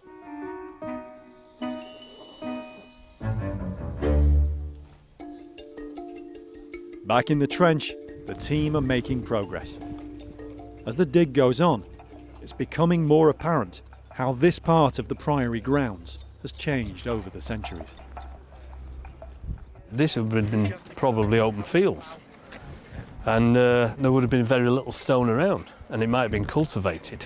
And then what happens is that they have the monastic buildings behind, or some religious structure, and then they need a burial ground. So you go and put the burials near your structure, your church or your chapel, and then of course you need more burial ground, so you slowly move out into the fields. And it's just like a lot of village chapels. They start off as a very small area, may even be something quite private or insular, and then eventually the monastic or the religious buildings need more space as well, so they start moving out, and of course eventually they consume the burial area. But then as the decades and centuries go by, these buildings are in turn demolished and the area levelled. And as it seems happened here, it then reverted to use as farmland. The burials underneath it start getting disturbed, and then so the tops of the burials start crumbling off and bits of bone start poking out the surface. And so at the surface it looks like a complete mash of stone and bone and all sorts of different things going on. So you've got to try and make some sort of sense of it. Slowly as you go down and down, you get less and less rubble, less and less disturbed material, until you come down to the original structures, the foundations and the original burials. And these original burials are now starting to emerge. And just here, we're starting to get the bottom end of a skeleton. So we've got a pair of parallel leg bones just coming through. Then we've got our pelvis, and it looks like the hands are crossed over the pelvis. And that's really the first bit of articulated skeleton we've got. Everywhere we dig, we've got bits of human bone. So we've got skull, long bones all over the place. So to actually find proper skeleton, roughly the right alignment for a Christian burial is absolutely perfect, just what we wanted. Couldn't ask for more right now. After we finished a dig last year, we got some carbon-14 dating on the bones we'd found. And we had 3 dates and they all came back as early medieval period, not later. So I'm happy that everything we're getting now, this is part of the early medieval cemetery, absolutely. There's no way to be certain exactly when these people lived, but it's possible they were here in the earliest days of the monastery. Perhaps they even worshipped in the chapel up on the Hoof. These are probably the guys who were certainly familiar with the things like the creation of the Lindisfarne Gospels. These are guys who would have either, if they hadn't known Cuthbert in person, they would have known other people who would have known St Cuthbert. These may have been the first people who saw Viking boats arriving across the seas, coming out of the mist. So yeah, they are part of the period when Lindisfarne, as an Anglo-Saxon monastery, was absolutely at its height. Discovery of the skeletons has made the project a real success, although the hard work of conservation and analysis is all still to come. Some of the people buried here might have heard stories of that first raid on Lindisfarne, or have known others who survived, or they might have been unlucky enough to have borne witness themselves. Well, it is impossible to be on site here at Lindisfarne without wondering, as you look around the area, where was it? Where did they pull up their boats? You know, what would the place have been when the monks realized that their life was about to change irrevocably and the Viking Age was about to kick off in what is now England? So, you know, we feel it constantly, and particularly moments like we're having on site where there's so much human remains come up. What can we know about how the raid happened? The raiders must have come at high tide, when they could get their boats right up to the island, and when the island was cut off from help, even from the major Northumbrian fortress at Bamborough, just 4 miles away across the bay. Archaeologist Graham Young has spent more than a decade excavating and studying Bamborough and its rich archaeology from Saxon and later Viking times. It's hard to imagine that you're going to get into the awkward harbour at Lindisfarne anything other than a clear day. So you have to come around via the south part of the island to get into the harbour. You would have been in plain sight of the fortress throughout that voyage. Presumably initially thought of as an unusual merchant set of vessels. Probably it took many hours to find out that there's anything untoward happening. But it would have happened and unfolded right in front of them, even if they weren't fully aware of what was happening initially. The natural harbour of Lindisfarne might have afforded protection from the elements and the sea, but not from raiders from the sea.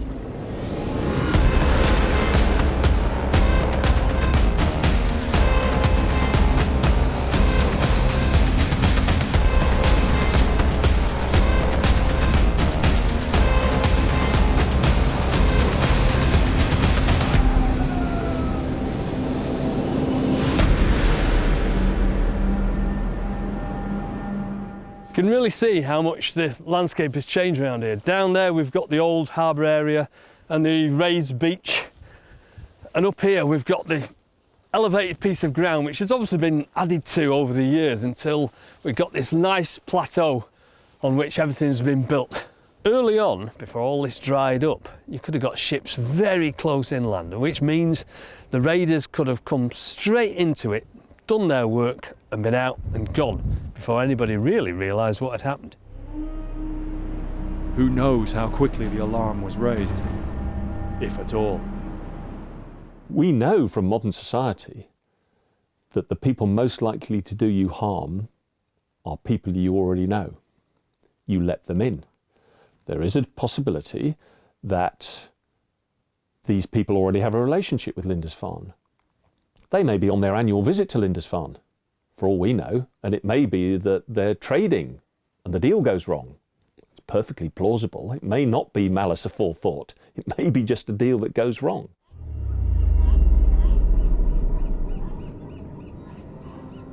I think we must allow for all sorts of scenarios that morning or whenever it is that they row up through the mist and row themselves into Lindisfarne harbour. And the monks come down and take the tow line from them and bring them in. What have you got for us? Well, what have you got for us?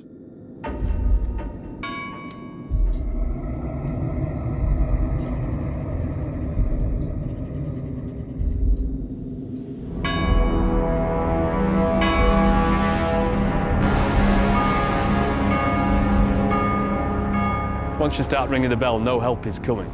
You're completely cut off. And you might as well be on Mars, because the nearest help is over in Bamborough, and they're too far away.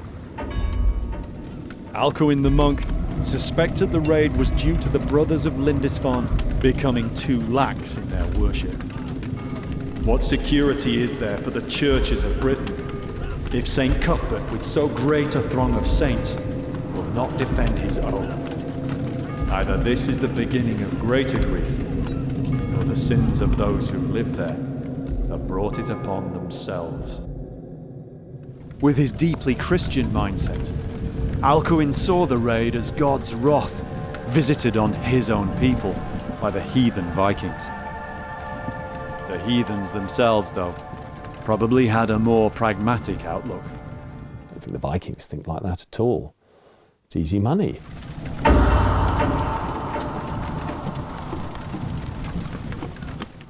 Some of the brothers, if they were perhaps out and about, may have rushed back to to the inner sanctum, to the church, to the altar. To either protect what was there or to get protection for themselves as well. We know from what Alcuin writes that blood was shed around the altar. The blood of the saints was trampled on like manure, he says. I imagine them perhaps running there. Maybe some of the children ran there too. Maybe one of the masters took the schoolmasters took the children there.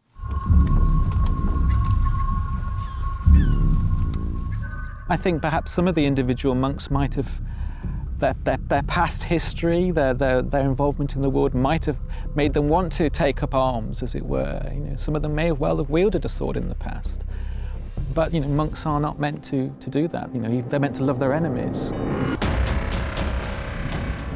It's known from the accounts that when the Vikings came, they took away some of the people here, either for ransom or for sale as slaves. Very likely, among the most lucrative of these captives were the children.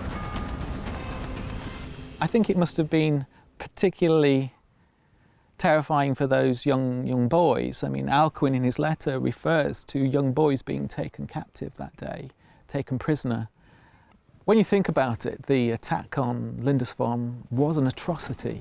What shocked people was the fact that it must have felt in some way as if God had abandoned them. Still no archaeology has been found which reveals traces of the awful events of the raid on Lindisfarne. No evidence of burnt buildings. So far, no trauma on skeletons which might show death from conflict. Only the written evidence of the monks betrays the deep scars that were inflicted by the outrage. I'm here standing in that place where that happened, where those, the sound of the sword going through somebody's body, or the smell of blood and guts, and the screams of children as they were carried off back to the boats.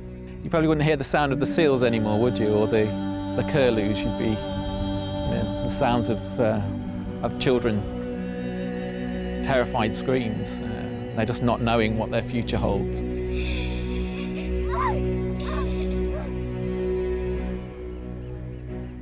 As all these horrendous sounds started to recede as the Vikings went away, the brothers would be left with the sounds as they were before, the sounds of the wind, the sounds of the birds, the sounds of the seals, and they're just left to cope with the aftermath. No one will ever know the fate of all those who were taken, nor how many died. But in 793, a page in history had been turned, and a new age had begun. One thing's for certain, whatever happened here on that day in Lindisfarne, it was just the beginning, because the Vikings were coming.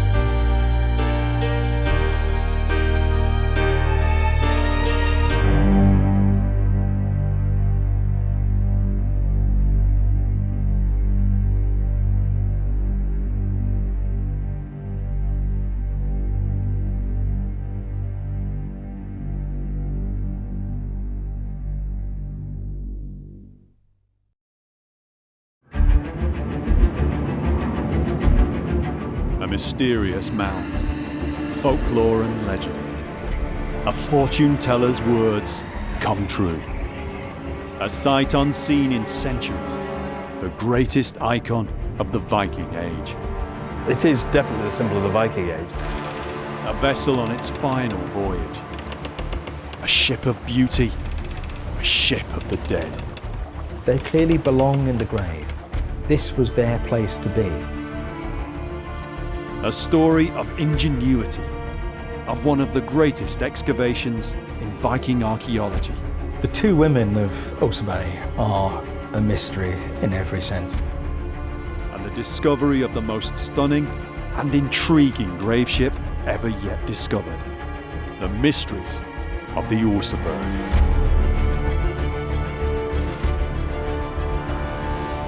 From the late 8th to the mid-11th centuries, the Scandinavian peoples burst from their frontiers almost wherever the seas could take them. Through archaeology, now we can explore the world of Viking life by understanding the realm of the Viking dead.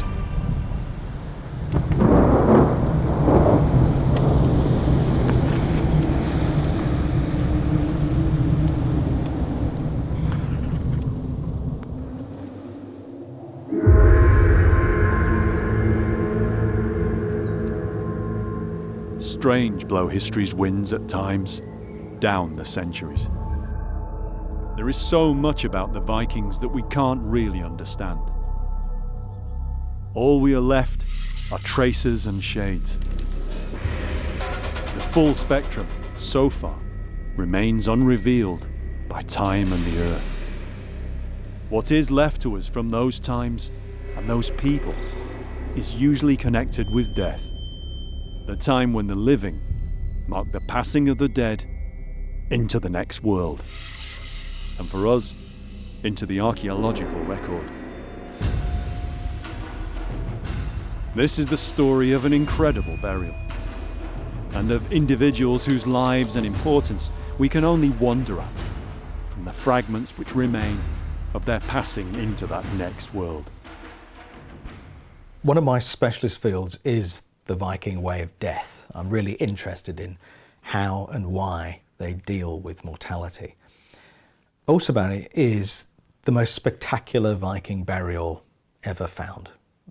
That's not just a sort of empty superlative, it's literally true. Oseberg, or Oseberg, was the name given to the beautiful ship buried with its amazingly well-preserved cargo more than 1,000 years ago.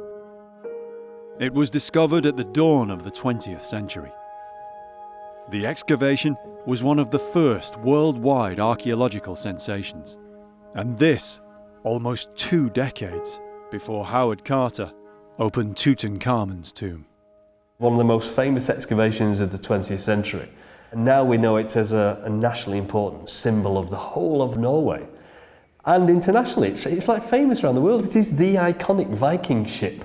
Whenever we see Viking ships, we see some sort of representation of this ship.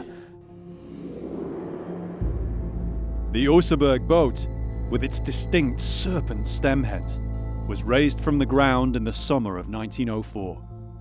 Anaerobic conditions in the grave meant that, very unusually, organic objects were incredibly well preserved. There were staggering finds of hundreds of objects: wood, bone, leather, and even textiles. Yet amid all this, in the whole ship, there were found just 2 human skeletons of 2 women. The remains were proclaimed those of the 11th century Norwegian queen Ursa and her servant or slave. Norway had its legendary queen reborn in the new 20th century. And the ship. It was a number of years before the ship was carefully conserved and finally reconstructed. It became known as the Oseberg.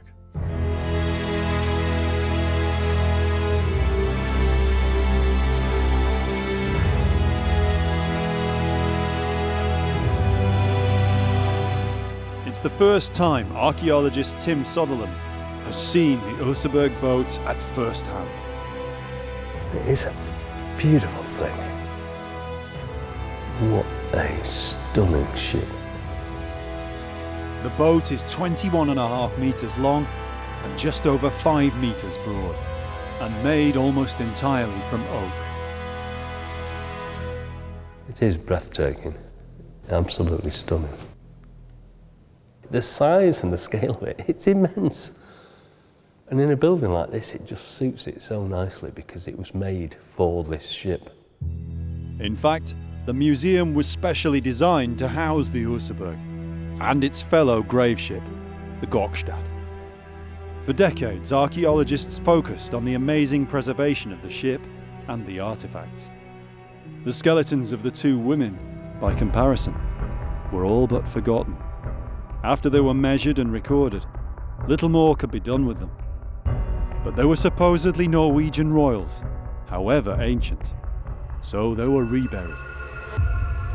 There had never been any proof that the bones were those of Queen Ursa, and so, the evidence gone, the greatest mystery of the Oseberg went uninvestigated. Who were the two women? Why were they buried so grandly? Were they a queen and her servant? Were they both of royal blood? Or were they something else? In the early 21st century, moves were made to re-examine some of these questions. Norwegian archaeologists and osteologists revisited the story of the Oseberg and of the bones. Tonsberg archaeologist Terje Gonsom was instrumental in reopening the investigation. He and everyone else wanted to find out more about the two mysterious women. Oseberg is very hard to understand, and things that are hard to understand can easily be mythical. And of course, it's intriguing. In 2007, the skeletons were disinterred in the hope that modern science could reveal something more about the two individuals. Good morning, ladies. Ellen Marie Ness is the curator of the Oseberg exhibits in Oslo's Viking Ship Museum. So here they are, the two ladies who were buried inside that ship. And I think it's so amazing that they're here, that we can see them, that we can study them, that we have them. The skeletons were forensically re-examined to confirm their sex and, as far as possible, their age at the time of death. And this one is the older one, and she managed to be incredibly old when she died, perhaps around 80. And the younger one, a young lady, around 50 or 60. Good ages, though, for that period. Absolutely. But you know, it's better to be rich and healthy than poor and sick. There are also so many things to learn from the bones. The two women had certainly lived long lives relative to the times. Dendrochronology of the ship's timbers suggested the burial had taken place around the autumn of 834 AD.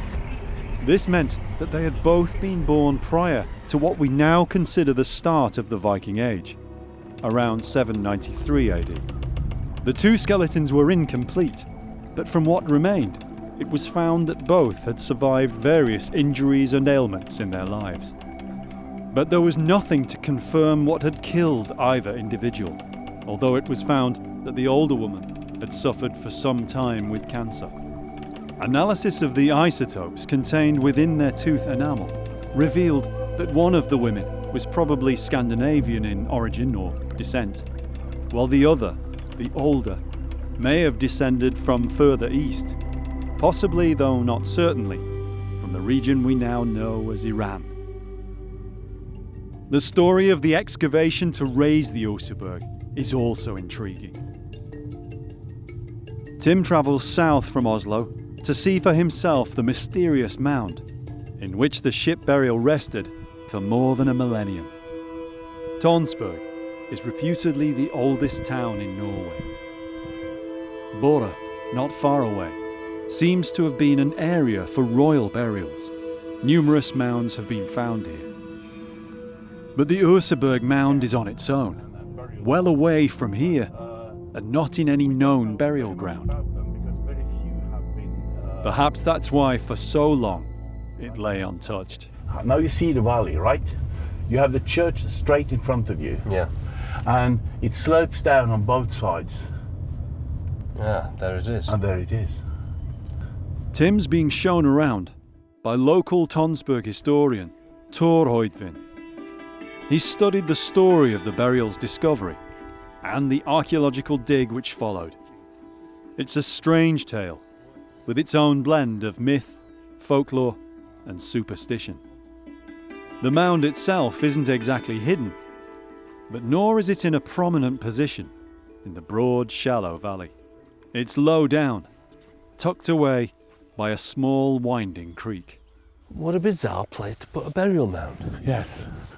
When you've got so many sort of high places that are outcrops of rock and things all the way around. Yeah. You know, if you wanted to do something out of the way, you could, or more prominent, you put them on the higher ground. The mound remained intact and half forgotten for centuries after the Vikings. Such places were suspected to contain ancient burials, but later generations were wary of digging into them, lest dire consequences should befall them. Everybody thought that this was a burial site from the Black Plague. If you started to dig in it, you would dig up the pest. Yep. And of course, all of Norway would die again. Fear of the medieval pestilence meant that the mound remained undisturbed until almost the end of the 19th century. Then in the late 1800s, there comes a farmer, Johannes Hansen. Little is known about Hansen. He moved to Tonsberg to farm the rich land here. Yet like his forebears in the Viking Age, he was, it seems, no stranger to the sea. He was not only a farmer, he was also a seaman, a sailor. And he used for periods of time to travel to the United States to be skipper on a barge on the river in New York City. Hansen was a pilot, guiding the great sailing boats on the Hudson River. And like many sailors of all eras, he was superstitious. Like many others, he was visiting a fortune teller there. Yeah. The fortune teller asked Hansen why on earth he'd come to New York, when the fortune he sought was back home on his farm in Norway, in the mysterious mound, the supposed plague burial. So he went back home and he started trying to dig a little bit. And he used a long iron rod. And all that came out was some yellow stinking water, which of course made the local population say that, yeah. What have we told you? We told you so. Stop doing it. This is the Black Plague. You stop doing this. Whether or not it had to do with the foul effluent from the mound, Hansen soon after caught sick and died. The stage was then set for the next important character in the story. Around the year 1900, a man named Oscar Rom purchased the farm. It's not known if he did so because of the mound and its stories. He buys the farm. He must have had a hunch because he started systematically to excavate the mound. And in the summer of 1903, on Friday, the 7th of August in 1903, he comes home to his family, drenched in clay and very dirty, but very happy because he has with him a piece of wood with intricate carvings on it. So far as anyone can be sure, this piece of wood was the first fragment recovered from the burial beneath the mound. Rome could have no clue exactly what it was yet, but it was a sample of what was yet to come. He had to try and gain the interest of Norway's top archaeologist, and he didn't waste any time. And the next day, which was a very extremely hot August day in 1903, he takes the steamboat into Christiania, as Oslo was called at that time. And he walks the short way from the quayside up to the relatively new-built Cultural Institute. And he walks in, and there sits Professor Gabriel Gustafsson. Gustafsson was actually Swedish. He was already well respected in Oslo's Cultural Institute. But he could have no idea that what Oscar Rom brought him that warm day would lead to him becoming one of the most celebrated archaeologists in the world. This farmer, Oscar, comes in and says, I think I have found something very interesting on my property. And then Oscar takes out the piece of wood and shows it to him. And then the professor came to life. Gustafsson was hooked. The very next day, his birthday, he travelled to see the mound for himself. And and the process was set in motion. The Oseberg boat and its silent passengers would be revealed. News of the Oseberg and its treasures spread far and wide as word got out among archaeologists and people interested in Viking history. Archaeology itself was changing at the time, from the leisurely pursuit of amateur antiquarians to something more scientific. It's because of this that there are other treasures from the Oseberg, which help now to tell the story of this incredible dig. To see for himself, Tim heads to the Cultural Institute, where Professor Gustafsson worked. Here in the vault are the dig archives from the excavation. They're almost as important as the artifacts and the ship itself. This is the documentation from the excavation at Oseberg in 1904. This is Gustafsson's diaries, and this is his sketchbooks.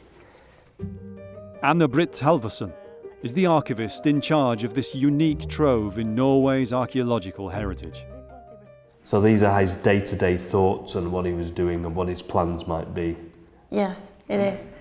Contained in the notes are traces of the character of an archaeologist who perhaps knew he was working on the most important dig of his life. You can see that he has just grabbed the book because it's sometimes upside down, and but he dates every. And of course, this is exactly what we do today. A lot of it is now done digitally, so it's fantastic that these still exist, and it's how he carried out the excavation. This is presumably the excavation trench, so it's 1, 2, 3, 4, 5, 6, 7, 8. Yeah.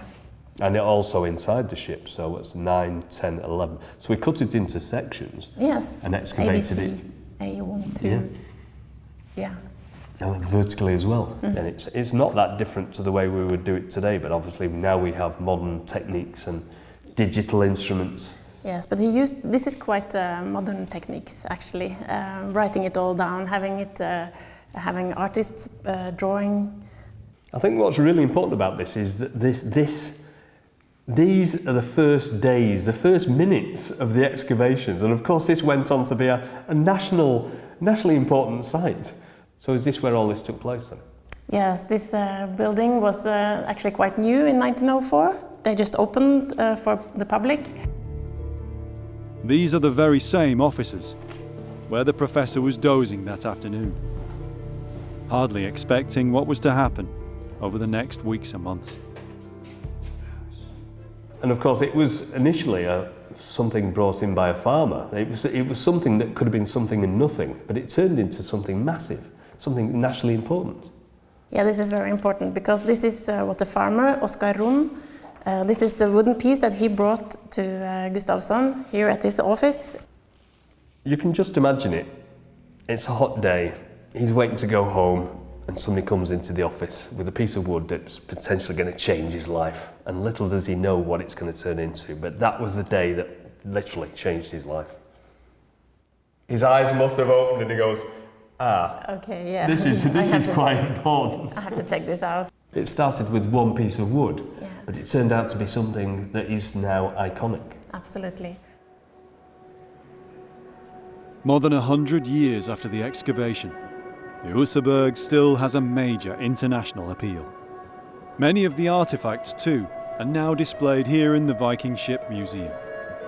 There are so many, though, that even more are kept in store. For some items, the conservation process is still going on. It's fascinating to compare some of these pieces with the drawings in the dig archive. Perhaps most of all, the carved piece of wood that first aroused Gustafsson's curiosity.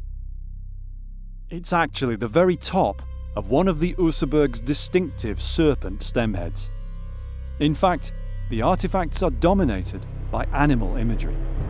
Among the most striking are 4 figureheads. They're carved from wood in incredible detail, each one different. Leopards, lizards, or a dragon's head. Like the serpent stemheads of the ship itself, they're famous and almost everywhere you look in the imagery and lore of the Viking Age. What makes the Oseberg artifacts so special is that the vast majority of them are of organic material. mostly wood, bone or textiles. It's very rare that these kinds of materials survive so long in the grave. Something we tend to forget when we think of the Viking concept of value is textiles. Textiles are very, very time-consuming to make. Other kinds of materials, particularly silk, very expensive. And we know from some of the burials of the Viking Age that really, really flashy clothing, covered in silk, lots of different colours and textures, things that would catch the light when you're in a firelit hall, clothes that would shimmer and glow. That is another kind of wealth, and a very important one. As well as the boat itself, the dead were provided also with other means of transport. There are several sleds, and the largest item, a large wooden cart. Maybe the two women, advanced in years or too sick or infirm to walk, used these in life. Again, everything is ornately carved, and on the cart is depicted the goddess Freya, who it's said also had a carriage, pulled by cats. The many animal carvings, the goddess imagery. Did the women have a spiritual or shaman-like importance, beyond conventional status through wealth? There's a lot of that equipment that is not easy to explain, because it's a lot of things is not just functional, they're quite symbolic. And you have a lot of things preserved that we haven't seen before. And of course, it's intriguing when two women have all this equipment, it's placed in the landscape, and it's hard to try to compare it with other finds, because it's unique. As well as the sketches that were made, many of these artifacts were also recorded in a different way. One that in 1905 was a technology very new to archaeology. Photography had been around for over half a century, but it was only really now that cameras were becoming practical enough to use as a means of accurate documentary recording. Photographs were taken during the excavation. They not only record the event, for us now, they're glimpses of a lost world, and of some of the first modern archaeologists. So what we are looking at is some of the photos that they took at excavation, and back then in 1904 it was really something to spend so much resources on taking photos. That's the remains of the burial chamber, the steering oar, the prow. It's a wonderful quality and it tells us so much. They're black and white, large format slides, so they contain a huge amount of detail. You can also see that the scale of it, I mean, that's a huge mound. It's a very deep hole it's in, and they've not taken the whole mound away, they've just dug a hole into the middle of it, haven't they? And that's why it's so nice when they have some people on the photos, because it gives an idea of the size. Yeah, there is a lot to see in it. I mean, there's obviously the ship, but there's the cut of the excavation, and there's all the tools and the people and all sorts of things lying around. It's a really good story about what's actually happening there. And what's really amazing is you can see the conservation here. I mean, you can see the prow of the ship, and you see all the carving down it there, and it just looks like it looks now. It's unbelievable state of preservation. Being able to see the famous artifacts just as they were unearthed and before they were lifted gives valuable insight for archaeologists. They also took some pictures of work in progress, like this mess. And when you look at that closely, you can see what you see. It's actually one of the animal poles. Yeah. But today we take hundreds of pictures every day, and they're just snapshots of everything. Yeah. But back then, every picture had a price. Yeah, and every picture took a long time to take. Yeah. You didn't just walk up, take it and walk away. You took a long time to prepare it. And it's so valuable for us today.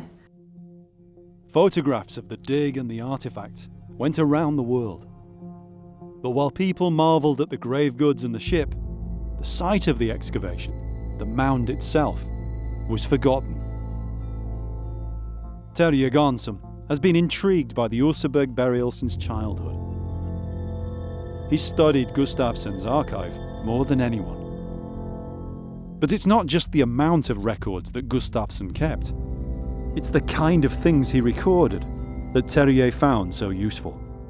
Gustafsson was very into having a biologist along, geologist was also there, and a lot of different fields of expertise were collaborating here. That's very forward thinking for his time then, isn't it? Yeah, and we should be very grateful that it was the Swedish Gustafsson who actually did the excavation, and he was a lot more advanced than the Norwegian archaeologist used to be. Gustafsson had trained at Uppsala University, and he'd gained a wealth of experience excavating many Viking Age sites in Sweden, where he'd learned new techniques. Yeah. So it's lucky strike that he was the man. Very fortunate, yeah. The data collected by Gustafsson was so comprehensive that in conjunction with the new work done on the bones, Terje was able to interpret the funeral in which the nameless women were laid to rest. We saw that we could divide the stages of the building process into several phases. And actually one of the phases ended up with interpretation that half of the mound was built incorporating the ship, and the ship was standing out from that mound, and that is actually the ritual scene. Terje believes the Oseberg ship was half buried like this. The front part of the mound deliberately left open, with the foreship exposed to the elements and visible to the living. And it's in that foreship all the offerings and the rituals took place.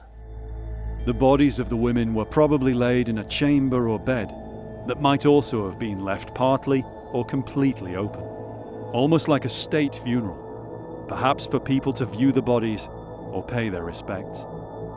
The mound stayed half open like this for some time, perhaps half a year. They know this because of seed samples of flowers collected by Gustafsson's biologist. Those from the front part of the grave were of a different season to those in the enclosed rear part. And now we can study the archaeology of the archaeology. And it's by having notes like this you can actually do this. Otherwise, we wouldn't have a clue, would we, really? No. We had to just settle with artifacts and treat the mound as a container.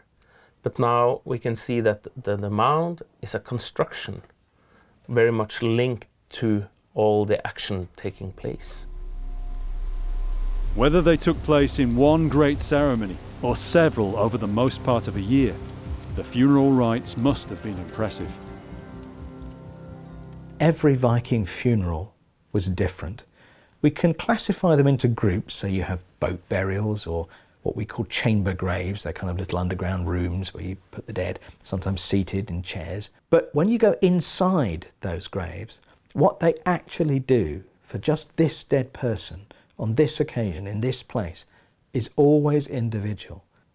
If you look at the objects, what they do with them, where are they placed in the grave, how? Sometimes you can get a sequence of actions. You can reconstruct how that grave was made. And then with our imaginations, and sometimes from written sources as well, you can fill in the blanks of, well, what was going on? Were they talking? Were they singing? Was it at night?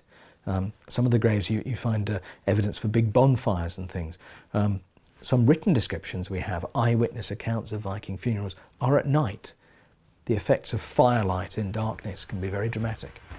As well as the myriad objects, decorations and implements, many animals were also consigned to the Oseberg grave. The noises, sights and smells must have been intense. It's hard for us to imagine the impact of all of this on those who were taking part. There are whole worlds of belief and shades of belief, different people thinking different things, just as at our funerals. You know, do you love the dead person? Did you hate them? Is it an act of duty, looking at your watch? The Vikings did that too, but they did it in different ways to us. And how people view death, how they construct death, because these funerals are deliberate, They can tell us a lot about how they viewed life, and that's what interests me. If the wealth of the rituals and the value of the offerings reflect the individuals, then we can assume the two women were of high status. But in what way? A queen and her servant or slave, as the Norwegians decided after the excavation? If you really look into forensic and archaeology, there's nothing different between those other than age. And of course, it could be mother and daughter. We can't tell because the DNA doesn't give us any real answers yet. So actually, I really don't know how to decide which position in the society these two women had. Where of course they are on the highest level of society, but what kind of role did they play? I'm not sure, but they might be connected to rituals and to religion. They might be connected to the aristocracy, but in what proportion these different roles are mixed, I'm not certain. Still a mystery. The two women of Oseberg are a mystery in every sense. Personally, I think the most important thing is that the grave is that of women. This itself tells us something about who they were and how they were regarded in society. We know very little about women at the highest levels of Viking society. The word queen might not even be accurate. We can't really say if the Oseberg burial are about secular or religious power. There have been theories on both of them, both the queen theory and the more sorceress theories. But I think that one thing that we tend to do in modern society, that we separate the secular and the religious spheres of society. But I don't think that that necessarily was the case in the Viking Age, and that secular and religious power were really connected. To separate them, I think it will probably be wrong.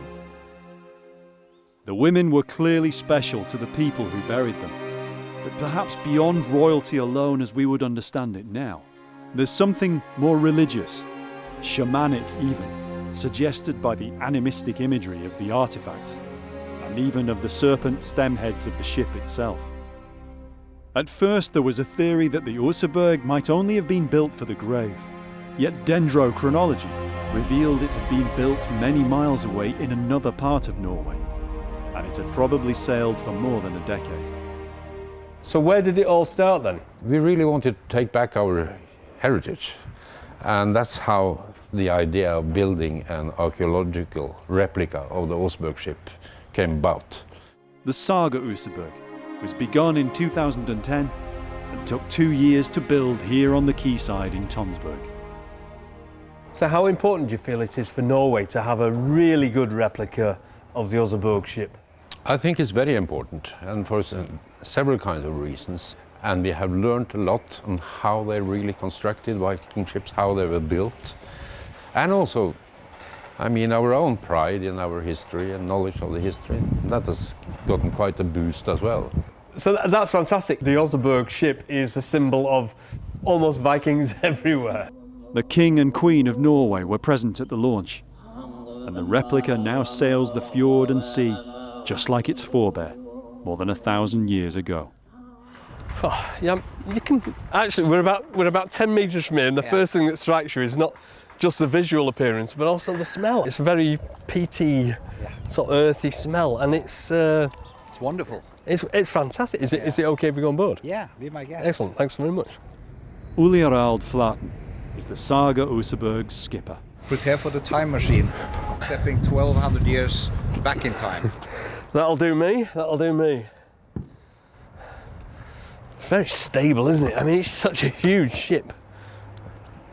And it's a lot broader than I thought. You can really get a sense of how wide it is. Yeah. Oh, it's gorgeous. Yeah. It is. It's a beautiful smell. But you can imagine why it smells, because it's all the wood, the different timbers, the ropes, all the tar. And originally all the rigging and the canvas or whatever, it's made of sheep's wool, wouldn't it? Yeah. The original sail. It's fantastic, absolutely fantastic. It's almost unbelievable, you know, standing here on a perfect replica of the Oseberg ship, even down to the detail in the figurehead. And it's stunningly beautiful. All around the world, whenever you see stories of Vikings, you see that figurehead up there, don't you?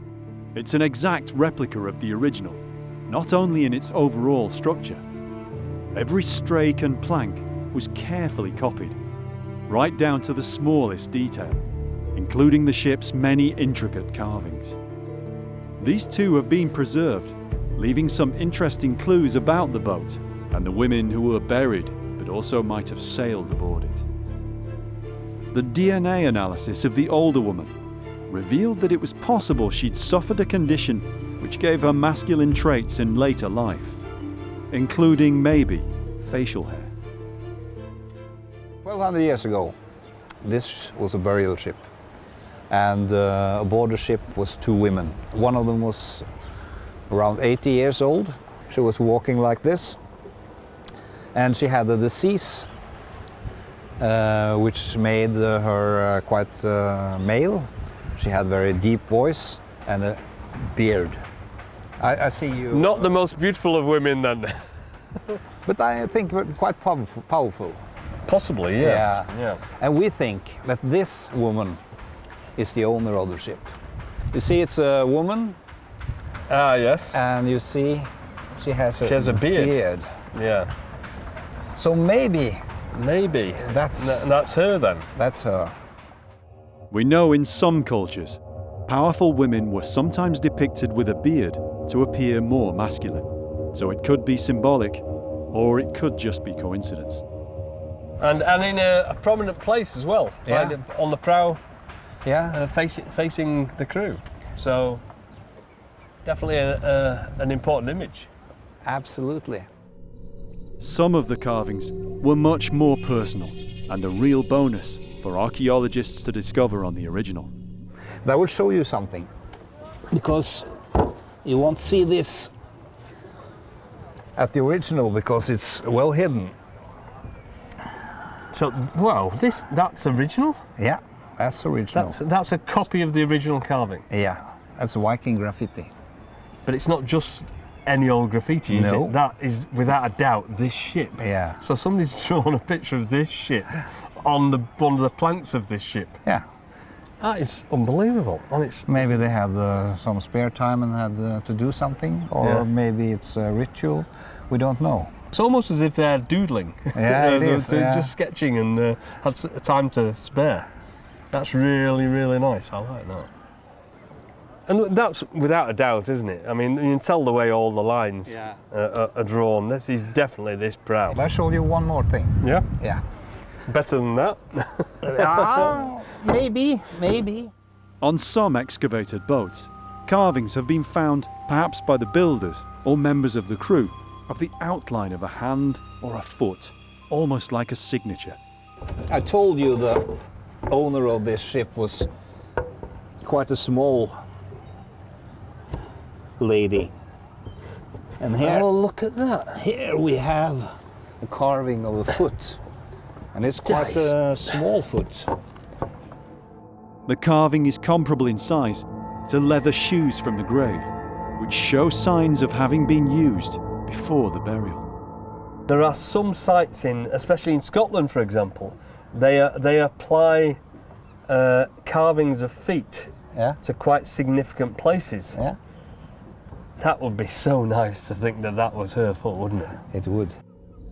One of the greatest mysteries of the Oseberg burial, beyond the ship, the artefacts and the skeletons, is where it was commended to the ground. This part of Norway isn't remote or a wilderness. In the Viking Age, it was much the same as it is now, just farmland. So you don't know why the mound is there? No. That is at all? No, it's no roads there. We can't connect it to any communication route. And that is the most obvious thing with other rich grey mounds. Yeah. And it's not directly linked to a farm. It's like a black hole. Yeah. We have tried a lot of different angles and methods, but to be honest, I really don't know how on earth they chose that place. You can say that the mound is a monument, but it's put in an anti-monumental place. Yeah. Lowest part in the valley, not visible from very many places from that valley. Archaeology showed the boats had been dragged over land to this spot. The timber they had used to do this was still beneath the keel. So it's an active choice putting it down in that valley, but we can't really know why. So it may be that something that is under even what's left of the mound and the former excavated trench that they put the ship in. There may be something under the whole thing that would tell us why they did it. But maybe and maybe not, because whatever reason the location was chosen, another clue in the dig archive suggests that one thing was for sure. The two women were meant to remain right there, right where they were buried. You always hear that, well, the Vikings, they buried people in a boat so that they could sail into the kingdom of death, but not the two ladies. They were supposed to stay put in the grave. I mean, look at the size of the stone. And that's the anchor. Do you think that's the real anchor stone? It's not an anchor stone. It's just made for the funeral. So this looks like it was meant to tie that ship to the ground in that location. It certainly looked like. It's huge. And it's so interesting why those two ladies shouldn't leave. That's interesting, isn't it? So they were supposed to stay there forever. Leaders, spiritual figures, witches. Perhaps all of these at once. Buried in a beautiful boat, but moored to that place, tied into the grave for some reason. DNA and other analysis in years to come may well reveal more about the two women, but we're unlikely ever to know all the answers. I think that the key to this is to unpack our assumptions, not to be so sure, so ready to come to conclusions about these graves, and instead to try and begin with what they are, the collections of objects, the particular combinations of people and things and actions at a particular place and a particular time, and then work from there. They clearly belong in the grave. This was their place to be. The burial ship of the Oseberg weaves its mysteries yet.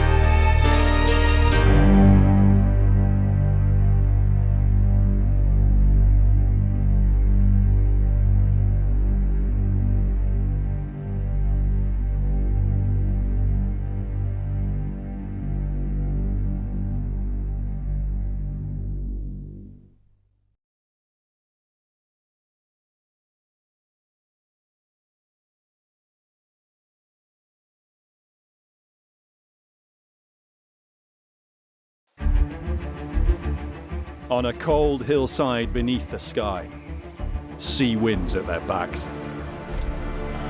Fire, horror, and fear. A shallow grave waiting, where for 1,000 years they'll lie, waiting to be found. Now teeth and bone tell the stories of souls, of men long dead and a long way from home. It's almost as if these people have been butchered. The mortal remains, together in death. We did have complete bodies, minus the heads, of course. Their secrets lost to the world. Got the impression of very messy, botched attempts at removing their heads. Uncovered at last, the secret Viking grave of Ridgeway Hill.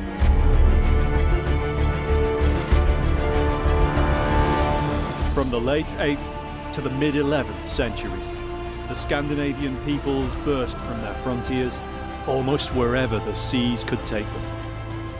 Through archaeology, now we can explore the world of Viking life by understanding the realm of the Viking dead.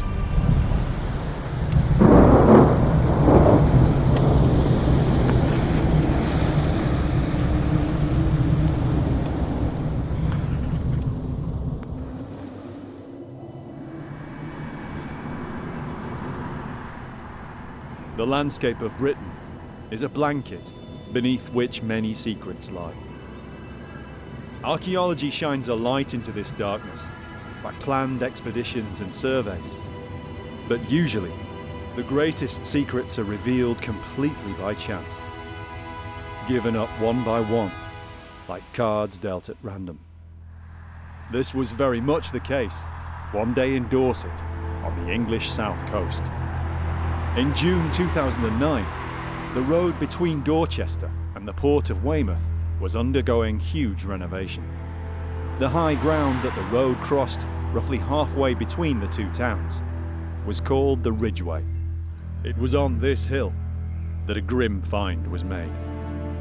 The whole area had been carefully monitored for many months by archaeologists working with the construction company.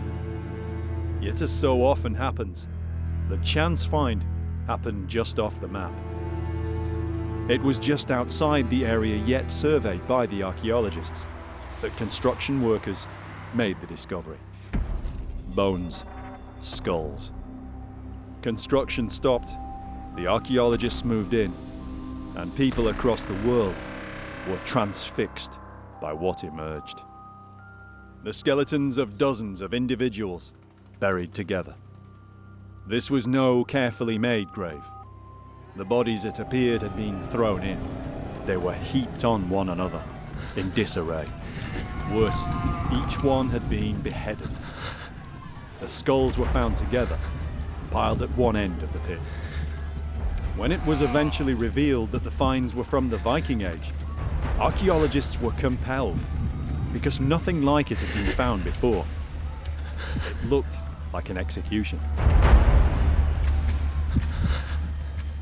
When I first heard about the Ridgeway Hill discoveries, I was quite excited because we have very, very few mass graves from the Viking Age.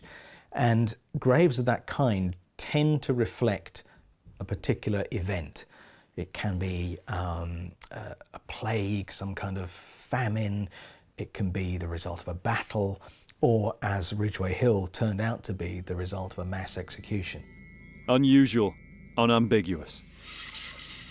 The evidence was all there. There was little doubt to archaeologists about how the men had died. Normally, as archaeologists, what we find in the archaeological record are accidental things, things that people have dropped, things that have just built up over time. So when you find the result of a deliberate action, in this case a horrible one, killing lots of people, it's an opportunity to get inside the events and the motivations of the time. Another archaeologist was intrigued too. Tim Sutherland from the University of York in England. He's had his own experience of a mass grave from the Middle Ages, but that was from the Battle of Towton in the 1460s, the late medieval time. Before Ridgeway Hill, no one had seen a mass grave on this scale from the Viking Age. So now Tim wants to find out more. It's going to be a journey as he attempts to uncover all there is to know about the excavation and the story of this amazing archaeological discovery. Investigating the records of the excavation, he'll unearth the remains of a classic archaeological detective story. It leads him first to understand the area in which the find and its story all took place, in Dorset. Archaeologist Steve Wallace of Dorset County Council was on site during the excavation. Well, I can see why it's a sort of an important place, right between Weymouth and Dorchester. Yeah, absolutely. But something's in the way now, isn't it? The landscape's changed a bit, I presume. Yes, I mean, you might complain there's rather a large road in the way, but that was how we we got to find the Vikings. It was where the top of the ridge was cut through for the new road that the grave was first found. The site couldn't be worked round. The whole area was due to be dug away. So it was on a little island, a promontory, sort of out into what was a major construction site. Yeah, so yes, it was found quite early on in the digging of this cutting, and then it was, managed well enough so that the archaeologists could continue recording for a couple of months while the construction went on. And it produces its own problems, doesn't it? I mean, a massive construction like this, and any archaeology that's sort of in the way, produces its own anomalies and its own problems. And of course, that's one of the things that, as archaeologists, we've got to deal with. And a credit to the person who first found it and reported it. Yes. The machine driver who's first found bone and had been told, if you find bones, report it. And so he did what he was supposed to do. And if it hadn't been for that one person, we might have lost it completely, or it would have been severely damaged. Yes, I think the best you would have found that someone might have noticed some bone being tipped on the site somewhere else on the scheme, which is next to useless.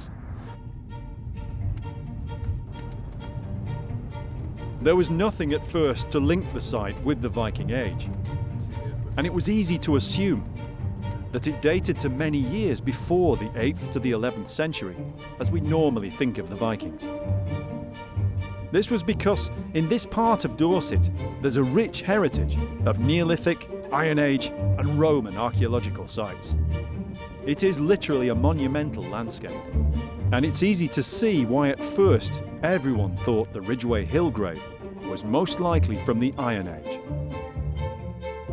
Just a few miles from Ridgeway Hill, Maiden Castle is one of the largest prehistoric earthworks in the whole country.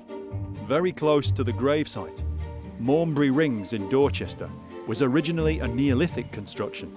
We're not sure for what purpose. Defence? Gatherings? It's an example, at least, of what remains of the area's ancient landscape. I think what most people probably don't realise is this is an incredibly old monument, isn't it? Absolutely, yeah. I think a lot of people locally know it's a Roman amphitheatre, but the fact there's a Neolithic henge, and then the Civil War fort here, so it's got quite a history, and more recent stuff as well. The fact that people were executed here in more recent times. Oh right. Political rebels were condemned here, and at least one murderer was burned at the stake. But this was in the 17th century, in relatively recent times. Whoever the Ridgeway Hill victims were, maybe they too had been condemned here or somewhere similar in this Iron Age landscape. And the massive monuments, I mean, locally, to other places, this would be like the most significant thing in the landscape. The job of excavating the grave fell to Oxford Archaeology, who were already involved with the watching brief on the site as part of the long-term project to create the Weymouth Relief Road. Dave Score was the project manager responsible for the watching brief, as well as the major excavation of the grave pit itself, which was soon to unfold. Like everyone else, Dave and his team at first theorised that the skeletons most likely dated to ancient times. This was long before any radiocarbon dating had been done. We thought that it was almost certainly Iron Age to start with. There were no finds to give away the date. It was just a feeling based on the context. We had a prehistoric landscape around us. And of course it's on a ridge, and which is a classic routeway. And it's on a ridge, so it's basically a prehistoric routeway. This routeway, the Ridgeway, had been used since time immemorial.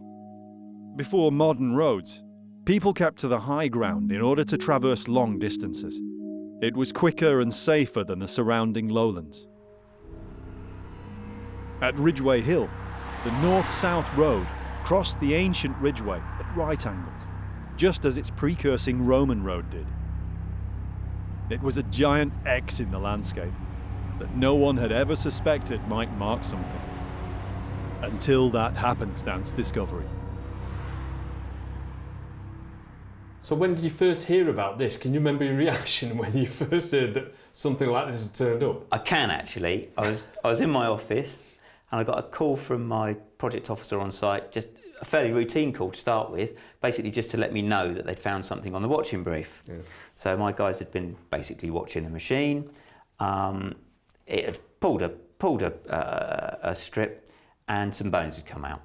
So they'd stopped the machine, and they were just letting me know, basically, they were pausing the machine, and they were having a little investigation to see what was going on. And that was it. An hour later, Dave got another call. The archaeologists had cleaned around the area and confirmed that it wasn't just scattered bones in the topsoil, but at least one in situ burial. I let the client know that there might be a sort of a day or so delay. We would just need to tidy it up and excavate it properly, and left my guys to get on with it. And I got a call an hour later saying that they'd got 2 skulls poking out right next to each other. I said, well, that was fine, yeah, brilliant, excellent. Not too bad. Not too bad. It's going to be interesting. It's going to be worth the time. Yeah. So basically they carried on, and then an hour later I got another call to say that they had 5 skulls, at which point it was very interesting. And then by the end of the day, I think the count was up to 8 or 9 skulls, something like that. Again, the skulls weren't scattered. It looked like they'd been buried together at the same time, which could only mean one thing: a mass grave. And at that point, we really realised that we'd got something that was quite unusual. It was looking interesting. So at that point, we sort of flagged up that it would probably take a little bit longer than a few days. The archaeologists on site kept going, and they kept on reporting the skull count as it steadily rose. By the middle of the next day, we had a whole pile of skulls emerging until we had sort of 20 to 25, I think, actually exposed. The next step was to clean the area around the skulls, and the archaeologists soon were then able to define, roughly 5 to 7 meters in diameter, a pit. The skulls were piled on its edge, and in the grave itself, other bones were emerging. Just what had gone on? It makes your mind race, doesn't it? Because of course it does. You don't know what the heck's Of course going it on does, because it looks like you've got a pile of skulls, Yeah. but they're on the edge of a big pit, and you can see you've got other bones in that pit as well. Dave was now certain that he had a major archaeological story unfolding on his watch. He needed backup from Oxford Archaeology, and he needed time from the developer to carry out what was looking like would be a complex excavation. So we did have to take a pause at that point and get extra people to the site. We had to have it fenced off. The people we were working for set up a security cabin. So we had to get some infrastructure, because it was clear we were going to be spending more than 2 or 3 days quickly excavating a couple of burials. We were going to be there for a little while, and it was going to be something that was going to have to be done properly.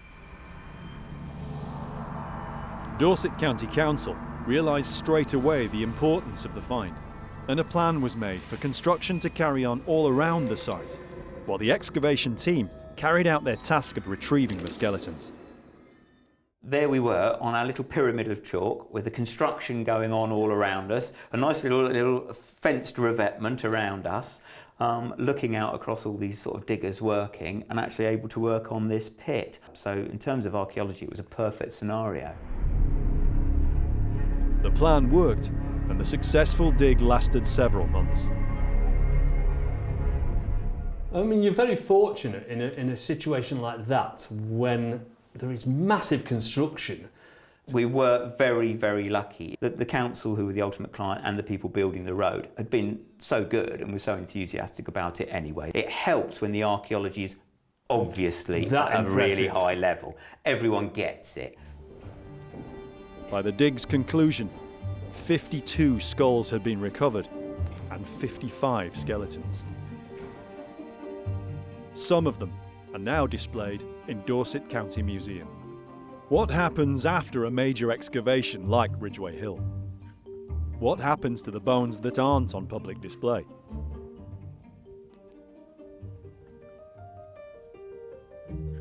To find out more, Tim is allowed access to the County Museum's archive. Most of the material excavated from sites across Dorset over the past 200 or so years is preserved here. It's an incredible source of primary material, including the Ridgeway Hill files.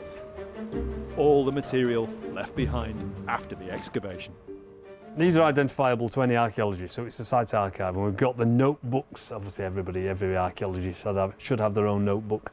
And they're the thoughts and stages and processes of everything you do on everyday work. And here we've got some of the initial thoughts and concepts and the work that was undertaken at the very time that they found the mass grave. Now that's fantastic, because this is the archaeology of the archaeologists.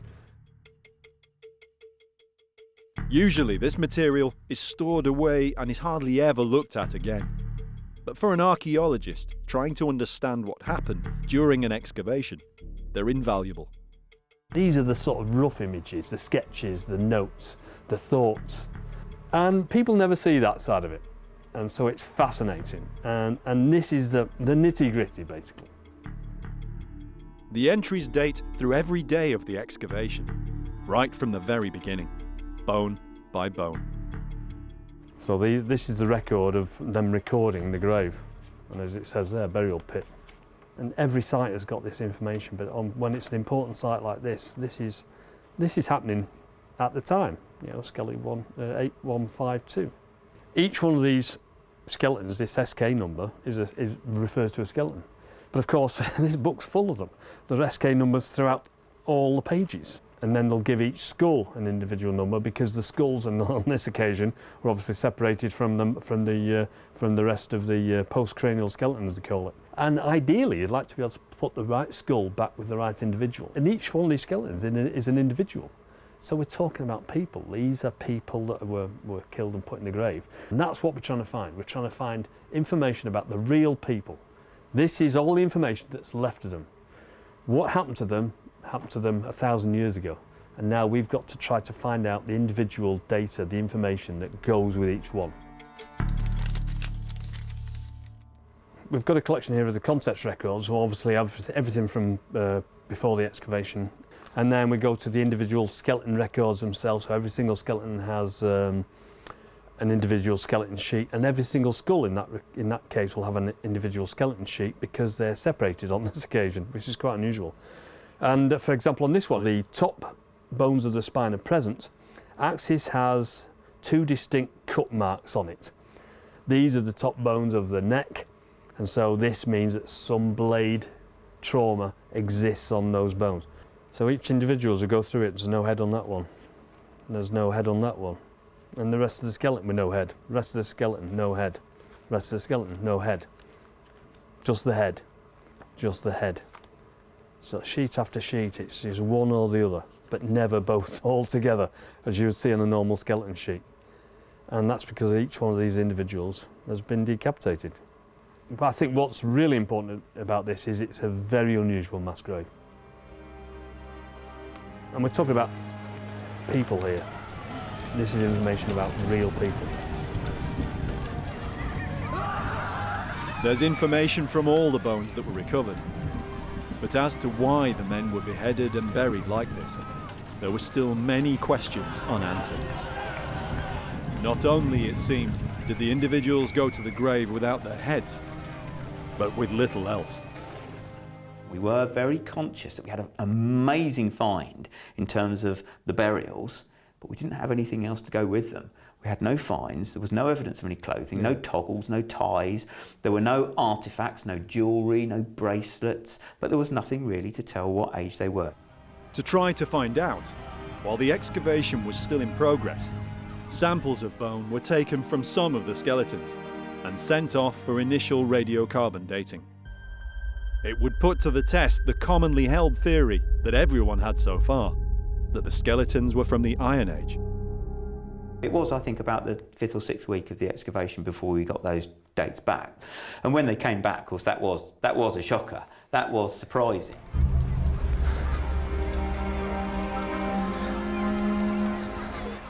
You're not in the Roman period, you're not in the Iron Age period, you are significantly later. The Saxon period, exactly. So we're sort of late 10th century-ish. So immediately it's a completely different context. The end of the 10th or the start of the 11th century. The date was at least 1,000 years later than anyone had been expecting. Dave and the team had to completely rethink. You immediately start thinking about, the Viking raiding that's going on during that period, the unrest that's happening, and that's suddenly the context that we're thrown in. So, you know, are they Anglo-Saxons that have been killed by Viking raiders? Are they Viking raiders who have been caught on the beach and marched up there to be executed? You know, what's going on? Britain at this time was in a period of great change. Over 200 years, Scandinavian incomers had gone from Viking traders and raiders to settlers and farmers. Britain was divided into the kingdoms of the English, Mercia, Northumbria and Wessex, and the kingdom of the Norsemen, with its capital York, Jorvik. This was known as the Danelaw. Much of the time, an uneasy live and let live attitude pervaded. Yet tensions often spilled over into bitter conflict. But how did all this relate to the bodies in the pit? The links with the Vikings in this part of Britain have a unique place in the historical record. From the site of the grave on Ridgeway Hill, the Isle of Portland is clearly visible. And it was here that the first known Scandinavian raid of the Viking Age took place. But these events were 200 years before the men in the grave had died. Why then were they buried where they were? And how had they died? Their bones may hold some of the answers. The skeletons are stored carefully just a few miles from where they were discovered. We always knew that we had something extraordinary and highly unusual, but it wasn't until we examined the skeletons in detail that a very ugly and chilling picture emerged about these individuals and how they'd met their fate. That, to be quite honest with you, it took us slightly by surprise because we've seen a lot of trauma, but nothing quite like this. Louise Lowe is an osteologist, trained in the excavation and analysis of human skeletal remains. Archaeologists like Tim rely on specialists like Louise when they're excavating graves. Louise headed up the burials team at Ridgeway Hill. Her job was to assess each of the individual skeletons as they emerged. She was highly experienced, yet it still left a strong impression on her. So I can see you've got a few examples of the individuals here, but obviously bits and pieces of them. So can you explain what all this is about? Yeah, of course. The skeleton that we've got laid out here is an individual who's about 20 to 30 years of age. Most of the individuals were younger than that, sort of 18 to 25. One of the youngest was about 14 years. And then there were one or two older ones, sort of in their 40s and 50s. All the skeletons are male, broadly of active or fighting age. It seems obvious with hindsight how the men died. Louise had to remain scientific in her analysis, keeping to the facts. The most obvious trauma marks were those inflicted while the men were beheaded. Each was individual, leaving different signatures on the bones. This individual's had his head removed with quite a neat incision to the top of the neck, indicating that some of them had perhaps had their necks hyperextended to remove their heads. Maybe they'd been forced to kneel down in front of their executioner. Each man may have met his fate in a slightly different manner to the next. As evidenced by a few single clean cut marks, some were at least still, even if they weren't calm. But that isn't the typical picture Louise found. Most skeletons showed much more brutal trauma, far less neat or clean wounds. Some of them are actually quite messy, quite sort of botched attempts at decapitation. Maybe the executioners weren't very experienced, maybe they were hurried. Quite a lot of examples we've got where the cut has been delivered low down, cutting into the shoulder blade here you can see, and the clavicle.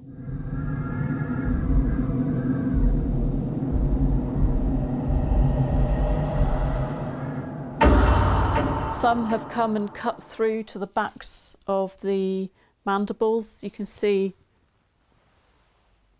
a cut into there. It's taken the bone off cleanly, right the way through. A big piece off. Yeah, and we do have examples where it's come through and cut the front of the jaw off. There's evidence too of the sheer visceral impact of the blows on the victims. We've got the jaws from 2 individuals out here, and they're examples of where the blade has come in and actually cut through the teeth in some cases. You can see it's cleanly cut off the crown of this molar tooth. And in this individual, you can see that the tooth has fractured longitudinally down its length. We think that this sort of thing was occurring because of the sheer force of the blow causing forced occlusion of the teeth as the blow is delivered to the neck region. So the shock of the impact on the teeth has actually fractured them. Causing them to fracture, yes. So, another example of just how brutal these decapitations were.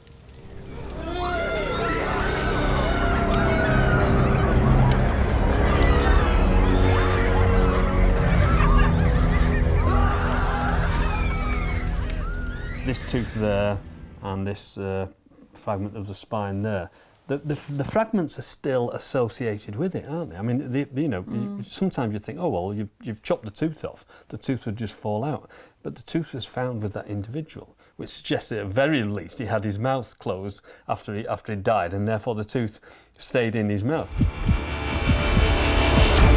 It's actually quite chilling to think that they were probably held there by bits of sinewy soft tissue.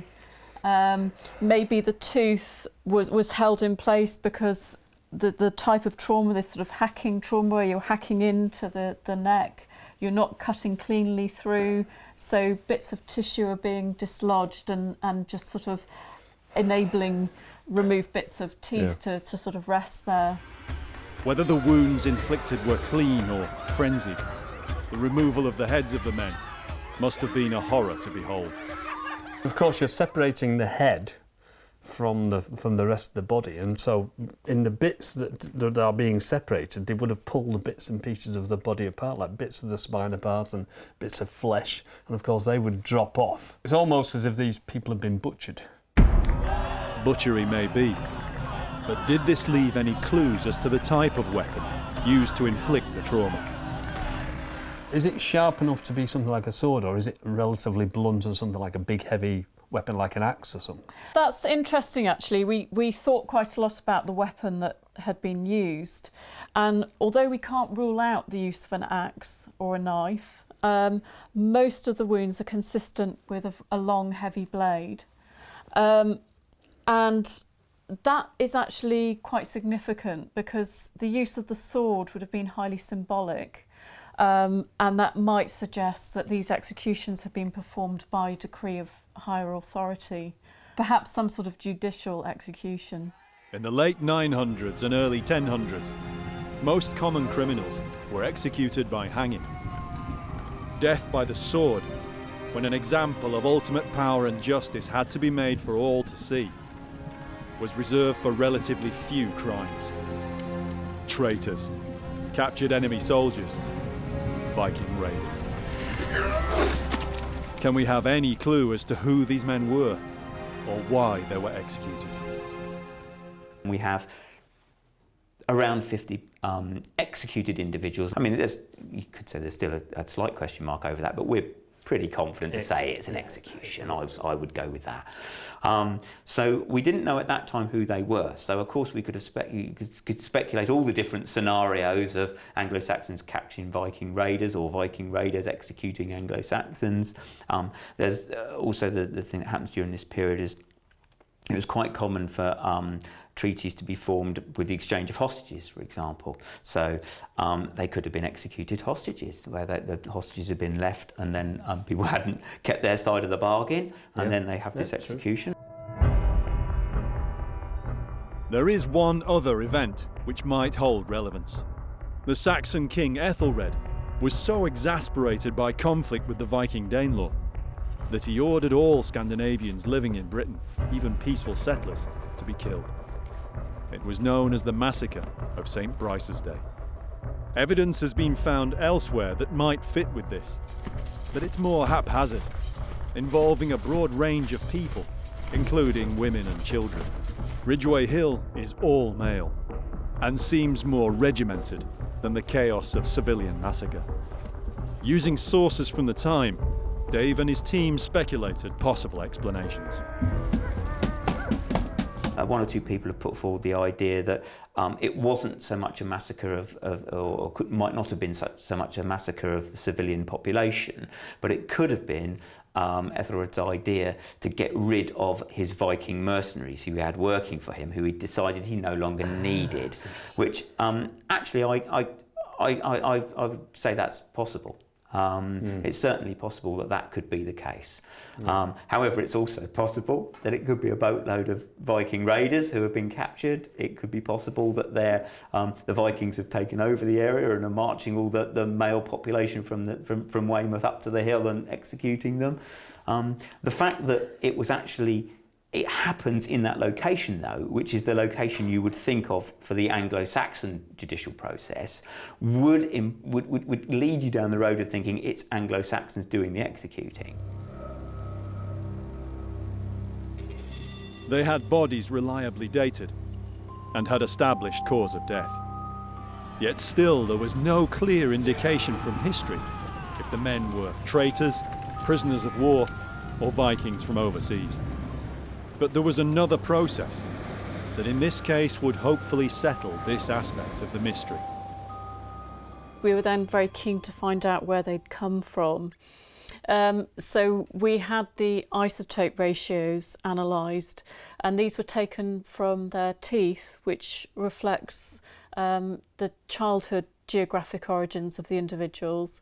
But we also took them from their bones, from their ribs and their femur, and these represent where the individuals had spent the latter part of their lives. The femurs very broadly reflecting middle life, and the ribs broadly reflecting most recently before their deaths.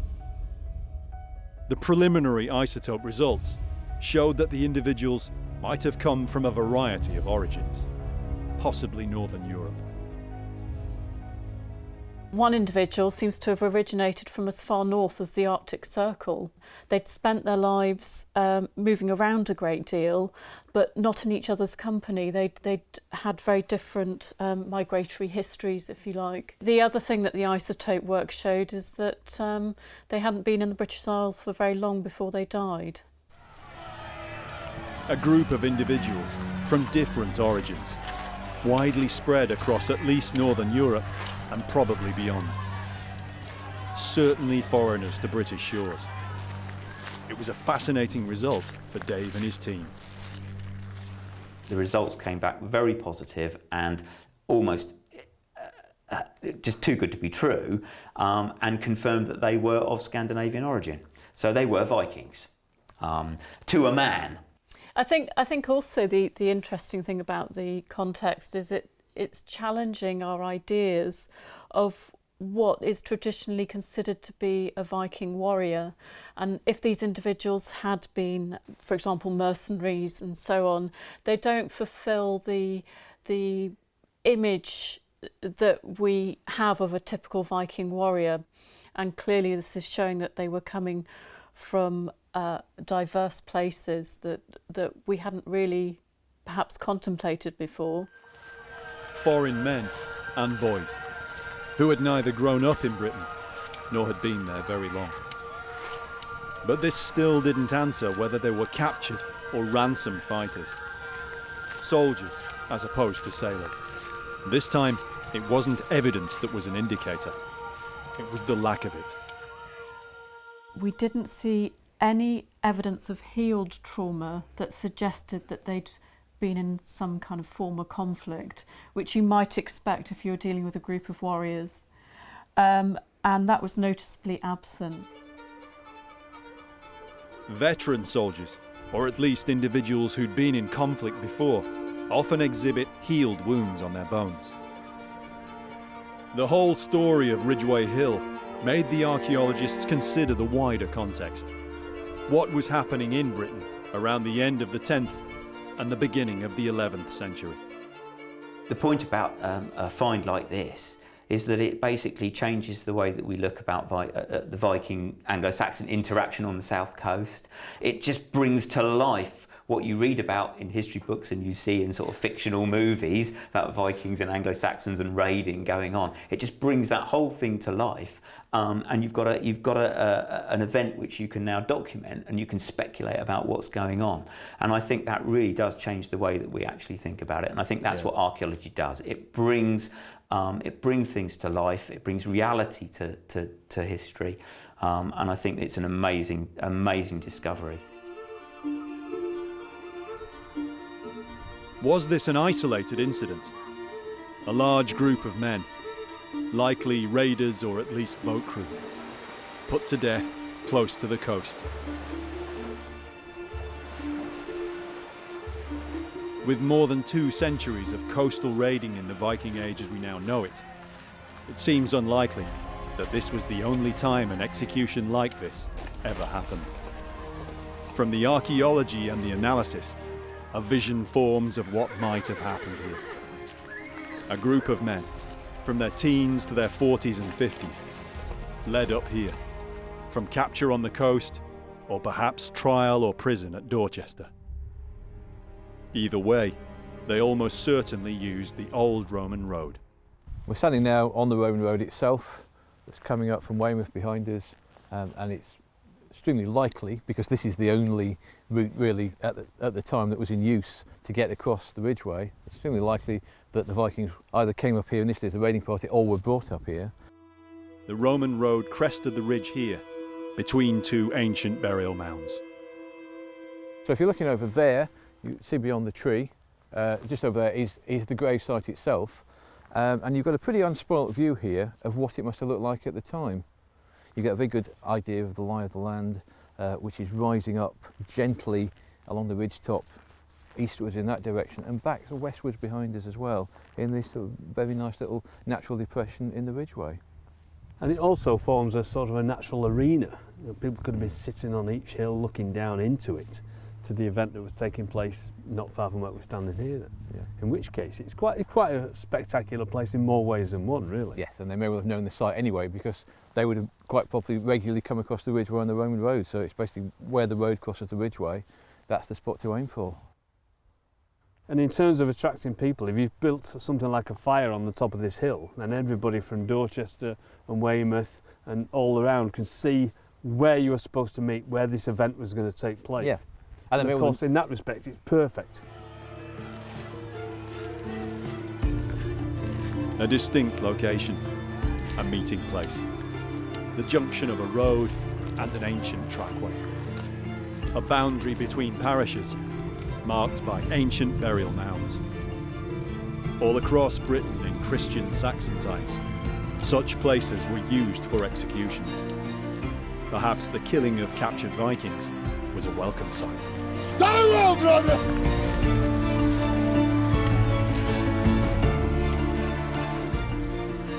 People probably had quite humdrum lives, they were in great fear of the Vikings, and so this would have been some sort of celebration and a fire. Sounds like a very good idea for not only for guiding people in, but as part of, what must have been a celebration in a way.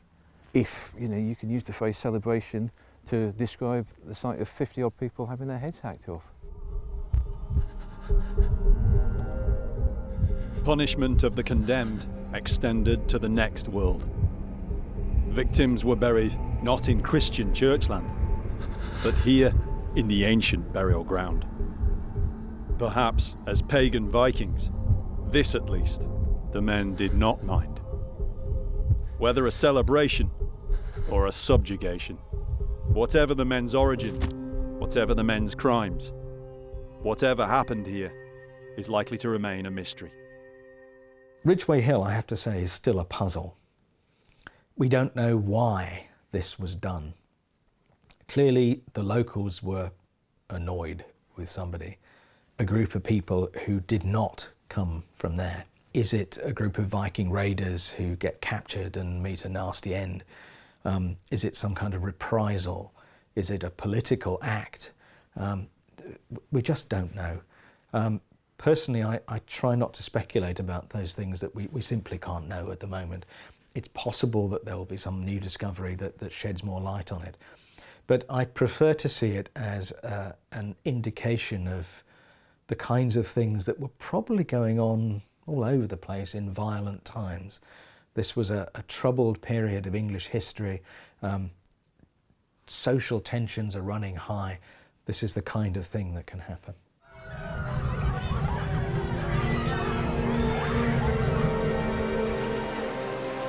The coast and headlands around Britain might yet conceal more evidence of these violent times. Other graves on other coastland hills. But the blanket of the landscape has descended again, and the same sea beyond remains a silent witness. It's interesting to think that this is where some of the early Viking raids took place on Portland. And of course, a couple hundred years later, this is where our individuals ended up losing their lives.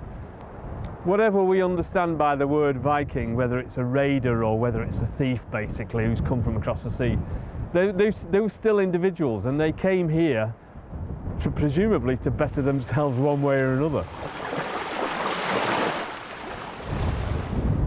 I think scientifically, when we analyse the bones of people, sometimes it's hard to imagine, or sometimes it's easy to forget really, that these were real people.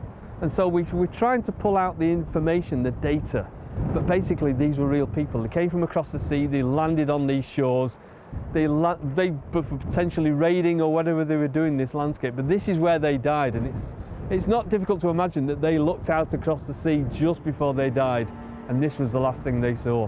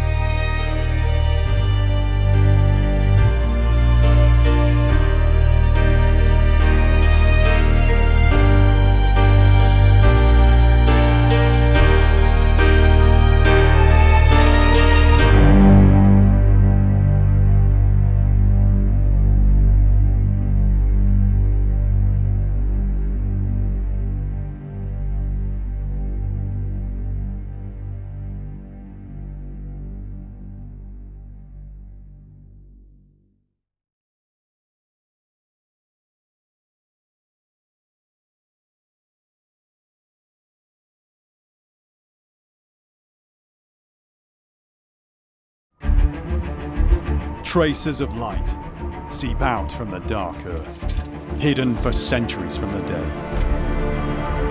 Stone and wood, iron and gold, silver for the gods.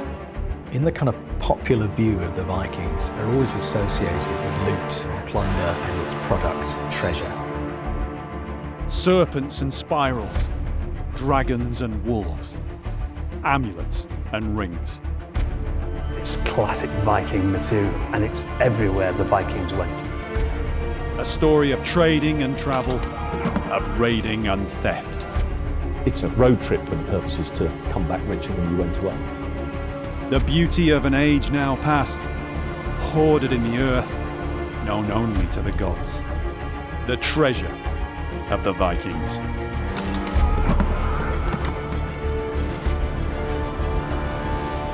From the late 8th to the mid-11th centuries, the Scandinavian peoples burst from their frontiers almost wherever the seas could take them. Through archaeology, now we can explore the world of Viking life by understanding the realm of the Viking dead.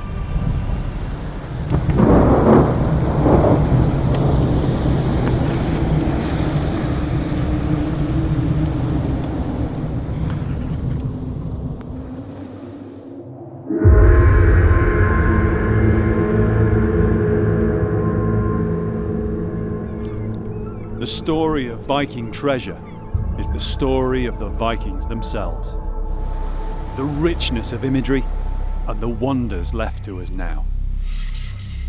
For some, it reflects the voyages and adventures, the romance of a period that fascinates us. For archaeologists, Viking treasure is more broadly defined, beyond fine things alone. Life was short and often violent, yet it was not without its beauty.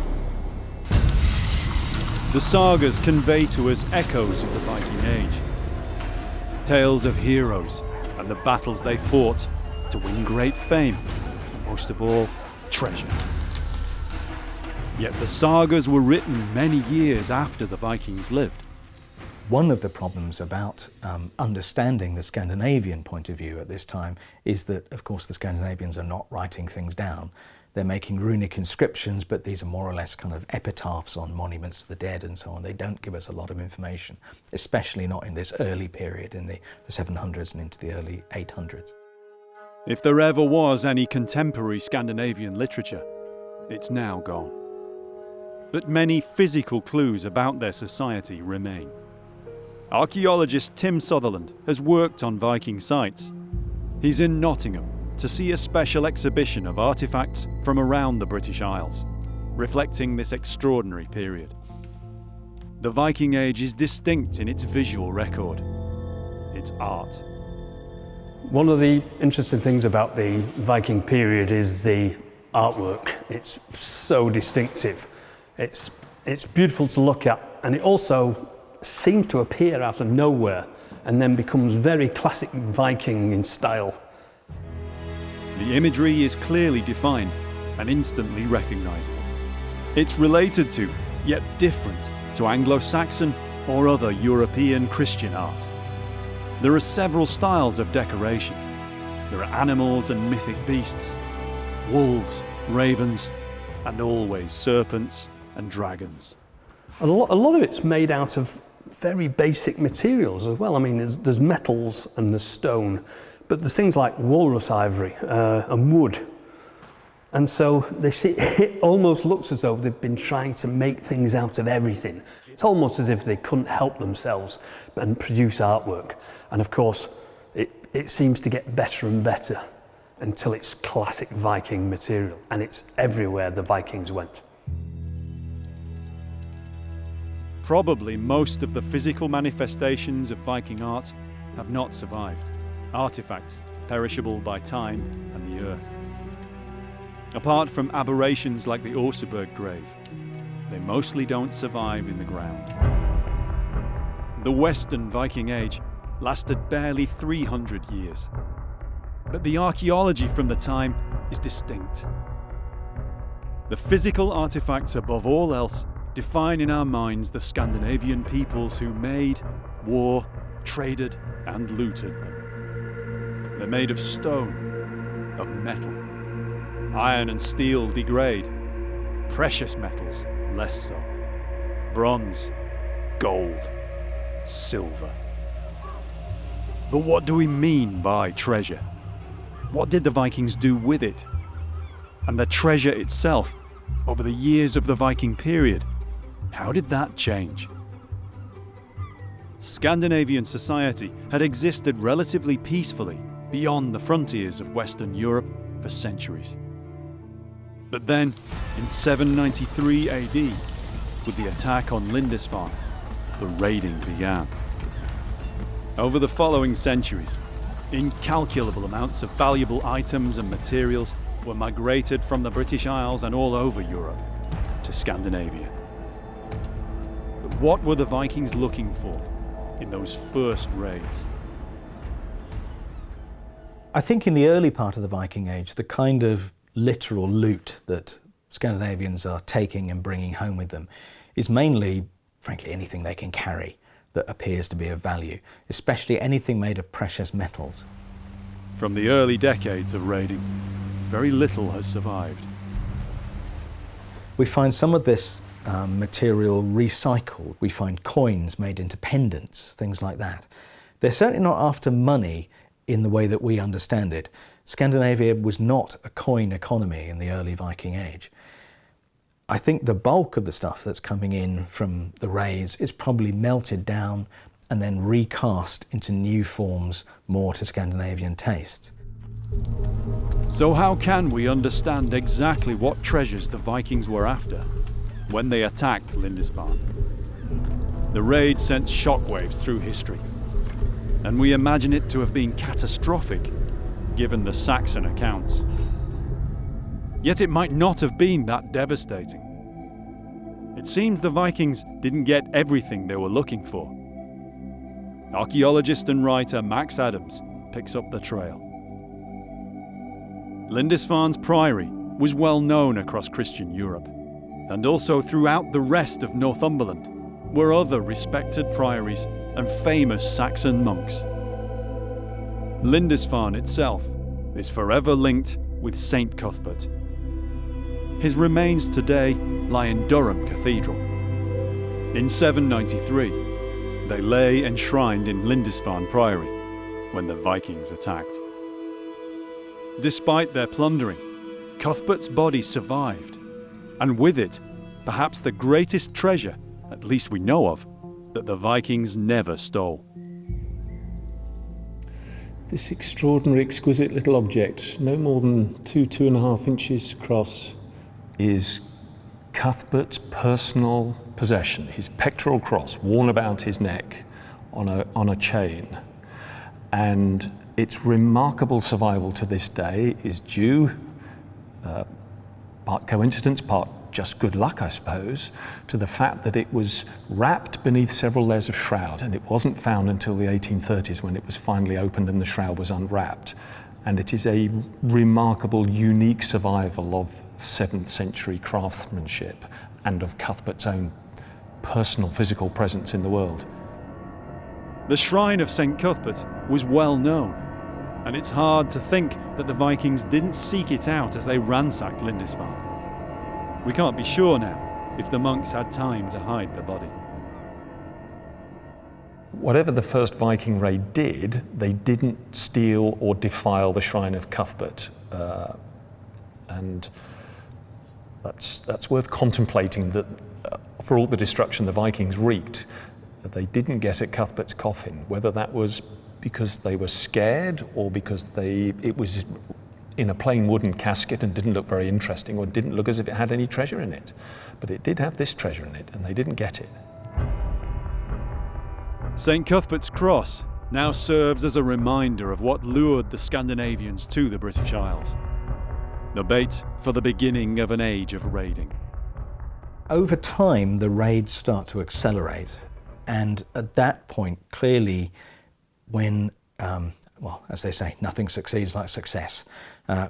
If you happen to note that Olaf in the next valley has suddenly got some nice shiny new brooches, or is melting them down and making silver things, you start to wonder when you're there, shoveling the dung pile or whatever. What can we learn about the treasure that we know the Vikings did capture and take home with them to Scandinavia? The Museum of Cultural History in Oslo houses the greatest collection of Viking treasures in Norway, perhaps all of Scandinavia. Much of it is jewellery, for personal adornment, the power of display. From the Viking Age, people are drawn to, and researchers are drawn to, gold, silver, coins, jewellery. Archaeologist Hanna Louise Annerstadt is here to show Tim around this incredible collection of Viking treasures. So, welcome to our treasure room at the Museum of Cultural History. Oh, yeah.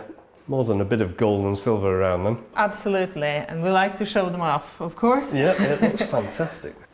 So we just collected all the really, really important objects and put them into one room, and it gives a certain effect. We often think of Vikings as big, rough, tufty men, but this is really fine material. It's really artistically fine as well. It's not sort of big and sort of lumpy. It's incredibly delicate. I mean, that's one thing that sticks out. And these are really beautiful, not just because they're made of gold and silver, but because they're actually beautiful works of art as well. Absolutely. They used a lot of energy to make these things, to wear them, to look good.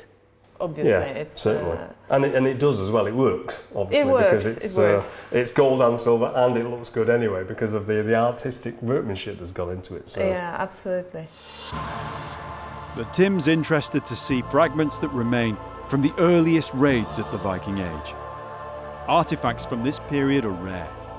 It was just a few years or decades when Scandinavian raiding began and quickly escalated. The rewards were there, it seems, for those who dared. Now we can only guess at exactly why the raids began when they did. Vast amounts of treasure from the British Isles end up in Scandinavia. Some of it's lost, some of it's hidden and then never recovered, some of it buried in graves. What are they actually thinking they're going to do with that money? I think first thing on their mind is they're going to buy themselves a wife. In other words, now they've got cash, they can afford to proposition a woman who's they've got pretty good idea which girl they're going to proposition.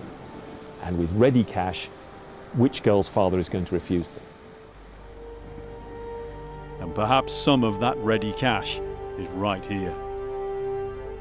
Some of these pieces are examples of the very first treasures from the Viking period. What's really amazing about this is the primary loot. This is the primary things that was taken or traded from northern England at the very beginning of the Viking period. And it's the classic stuff, but it's also parts of it look like they've actually been hacked up, like the cross, maybe off the front of a book or something. There's no way to know exactly where they came from, but the religious imagery on some of them suggests it's at least possible they came from churches or monasteries in Britain, Northumbria, even Lindisfarne itself.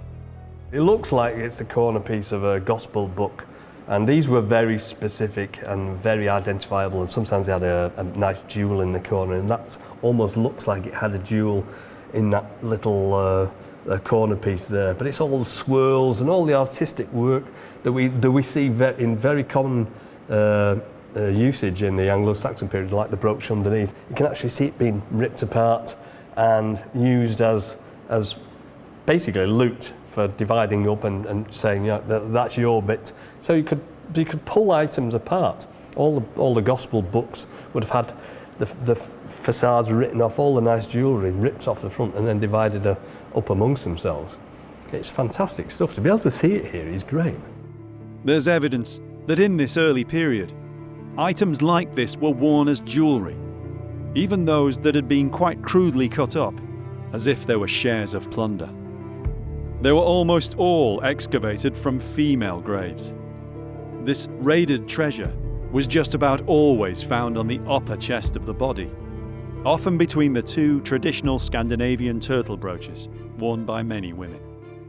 These wives, mothers, sisters or daughters went to the afterlife wearing treasure that they knew was from across the seas, that had been won for them by their loved ones. It's about status, it's about prestige, it's probably about gift giving. These objects come from a long way, from a long distance. And this is a society extremely focused on prestige and honor. And the chieftain had to get that honor from somewhere. And it wasn't just the gold, it was also the fact that he had, or they had traveled abroad, maybe fought for these objects, won a battle and then come back. It's really materialized prestige and honor. As the 9th century wore on, artifacts like these became more rare in Scandinavian graves. The Viking Age had only just begun, but things were changing. Of course, as the decades go on, the pickings get much thinner. People are a little bit more wary. Monks move inland. It's, you know, the first wave of is too good to be true. Then after that, I think it gets a bit thinner. Raiding had probably been small scale at first, but now it had expanded to a different level. You have to think about, how did the raids actually get organised? Who owned the ships? Who equipped the people on them? Do people bring their own weapons? Do they get provided with them? Are raids sponsored by people who don't actually go on them at all? Are there raids by commission? Now, what I'd really like is one of those, not so much of these next time, okay? We don't know, but we certainly see enormous amounts of material filtering back into Scandinavia. As the treasure flowed in, the Viking world itself was transitioning fast. But as the raids go on, as they escalate, the proceeds of those actions are more fed into the economy in a formalised way. And this is when we start to find silver bullion, hack silver, where finished objects like arm rings or whatever are cut into pieces and quite clearly used for their weight, their value, rather than their aesthetic qualities. Jewellery and prestige items seem to take second place now to sheer amounts of material collected in hoards. One of the things we associate with the Viking period is the hoard. And it's not just one or two. There are hundreds of them. And some of them are quite small and quite distinctive, almost certainly personal, but some of them are absolutely massive. And the number of them is astounding. I mean, they're all over the Viking world. Hoards aren't exclusive to the Vikings. They've been found from Roman, Anglo-Saxon and other times. But from the 8th century, they seem to flourish in the archaeological record. Viking hoards have been found across Western Europe and as far away as Iceland. They often contain gold and copper alloy or bronze. But most of all, they reflect the Scandinavians' apparent favourite material. The hoards contain things like coins, but a lot of them also contain very beautiful pieces of art. And you could argue that some of this was left intact because they appreciated its value. It's not just the silver content, it's the value of the artefact itself, and they wanted to retain it. In the decades and centuries after the Lindisfarne raid, the Vikings went from raiders and invaders to settlers. As with every other place they journeyed, so too did their treasure hoards. And the British Isles were no exception.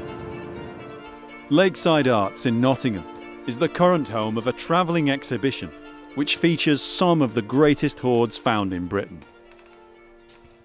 This is a fantastic exhibition because what they've done is they've brought together a large collection of hoards from around Britain.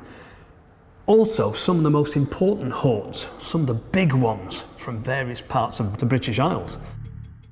But they don't all at first look like treasure.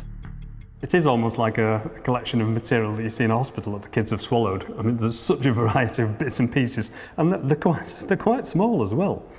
The majority of them are things you could carry around with you in your purse.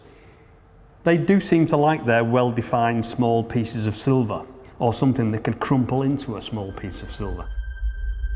It's clear that the material itself is often what's being valued, rather than the form of the item. So you've got the ingots, and then you've got the coins, but you've also got obviously things that have been chopped from bigger pieces. And whether that's to make it more portable or whether that's something so you could distribute it between your friends or use it as the equivalent of a coin or a method of payment. Over the decades, the composition of Viking hoards changed. From what appear like random odds and ends, more and more hack silver appears, as it seems to become more about commodity. This change is also evident in the hoards found in the Vikings' homelands. We see it in the economical transformation in the hoards, where you get the bullion, the smaller pieces, the coins, the use of precious metal and especially silver as payment. So it's kind of an economical transformation that draws Scandinavia closer to the international trade networks, both in the east and in the west. So what you consider to be valuable changes in this period. Precious metal as payment was all that mattered now. But when it came to this need for bullion, the precious metal which appears most in Viking treasure hoards is silver. We know they had a particular affinity for silver, It occurs again and again in their material culture, in their jewellery and so on. They like gold as well, but silver is the metal they can get access to. Silver seems to have been universally used across Scandinavia for trading, with regions beyond their frontiers. But how did this trade develop? It seems the foundations had been there a long time. To the east of Scandinavia, the Baltic region in Viking times is relatively unknown. Again, written records are virtually non-existent. But archaeology is now revealing glimpses of very early Scandinavian activity here. There has traditionally been a sense that the Viking Age, the time of the Vikings, begins in the west with the raids. But actually these connections out into the world have been in existence for centuries before the Viking Age.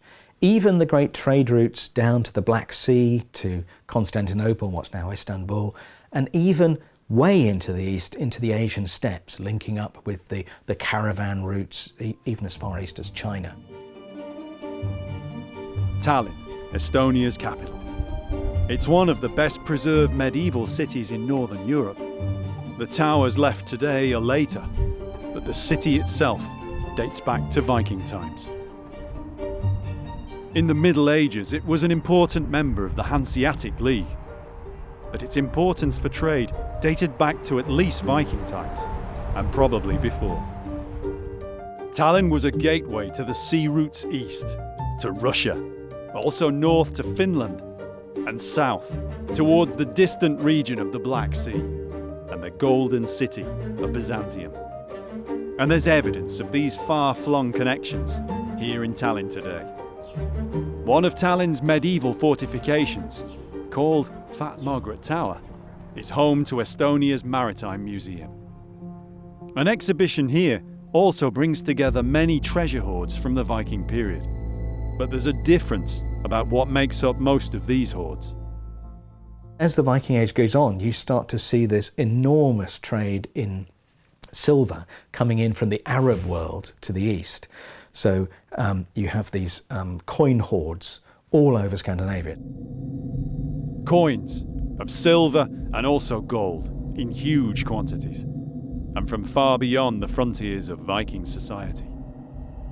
It's staggering. If you look at this silver, there's all different types from all around the world, and basically you can see the quality of it. It looks like it was made yesterday, or it almost looks fake. It's so pristine, and that's amazing. That's what's amazing about this museum, is that there's coins from all over the place from different periods, all throughout the Viking period, and it's got all different types of hoards as well. There's private small hoards, or there's group hoards where it's obviously more than one person's wealth.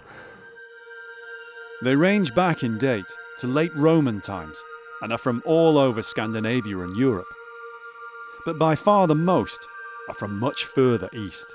Some of the coins are dirhams from the Middle East, which are very specific coins. I mean, you can tell how far they've come, and others are, from various other parts of the world. And it shows the extent that the Vikings were trading. One of the nice things you can see here are the details on the coins themselves. I mean, you actually see the inscriptions, how they were made, when they were made. They would have had the name of the ruler on them as well. And so you can quite often easily date them. Some of the dirhams look more like coins from the 19th century rather than the 9th. I mean, just look at these. These are amazing. Minted over 1,000 years ago, and yet they almost look fake. They almost look brand new. It didn't matter that they were foreign coins. The Vikings only cared about the metal itself. Vikings, of course, the Scandinavians, most of them carried little balances. They were very, very careful in weighing treasure by weight, scrap metal. It's nice to see the scales here, because that's what's important about this silver. It's not the denomination of the coins, it's the weight and purity of the silver. So if you know the purity, then of course all you've got to do is chop up your silver into exactly the right amount of weight. And remember that what we see in the archaeology is a tiny, tiny fraction of what was originally there. Most of it has probably been melted down over and over again and has been recycled, out of the Viking Age. Neither silver nor gold occur naturally in Scandinavia. They raided Britain and Western Europe for it, But when it came to quantity and purity, the eastern supplies were incomparable. But how did this amount of silver travel the vast distances from Arabia? The inland areas of Estonia and northern Europe were wildernesses. But the Vikings were experts in mobility. Just a short drive south of Tallinn, Viking is a reconstructed Viking village. There's a highway from Tallinn now, but in the Viking Age, the road wouldn't have been the best way to travel here. Rivers like this have hardly changed since the Viking times. There were no real main roads, there's very little in the way of progress through the country, and these are the equivalent of the motorways of their day. You get people coming up and down, using the rivers to get in and out of the country, bringing in the trade goods, and also taking out goods like the timber or whatever that was valuable from the country that could be taken out of the country as well. As the Vikings travelled further afield, it was second nature for them to use rivers to travel inland, and their boats were well suited to it. The shallow draft boats would have been absolutely ideal because some of these rivers are literally about half a metre deep or something, and the ships were perfect for actually skimming over the surface right up into the heartland itself. The river networks ran for hundreds of miles through the vast North European forests. To journey them was perhaps as long and was maybe at times as arduous as crossing the Baltic or the North Sea. Viking boatmen would have probably never even seen the sea. A lot of them were actually born and bred and used the boats inland, and it was very rarely that anybody would have got out and gone across the sea. Rivers like this were the real key to the expansion of Viking trade. Archaeologists in Estonia are now mapping the silver routes, showing this incredible international network, not just in the Baltic, but for hundreds of miles to the north, south, and east. We think of the Vikings as people who have stolen wealth and taken it back home. What this evidence shows us here is the extensive trade networks around the world, and these people are bartering, buying, selling, not just stealing it, they're actually using commerce as we see today, and that's the information that we're getting from all this. And nowhere has there been found more treasure than on a single island in the Baltic Sea.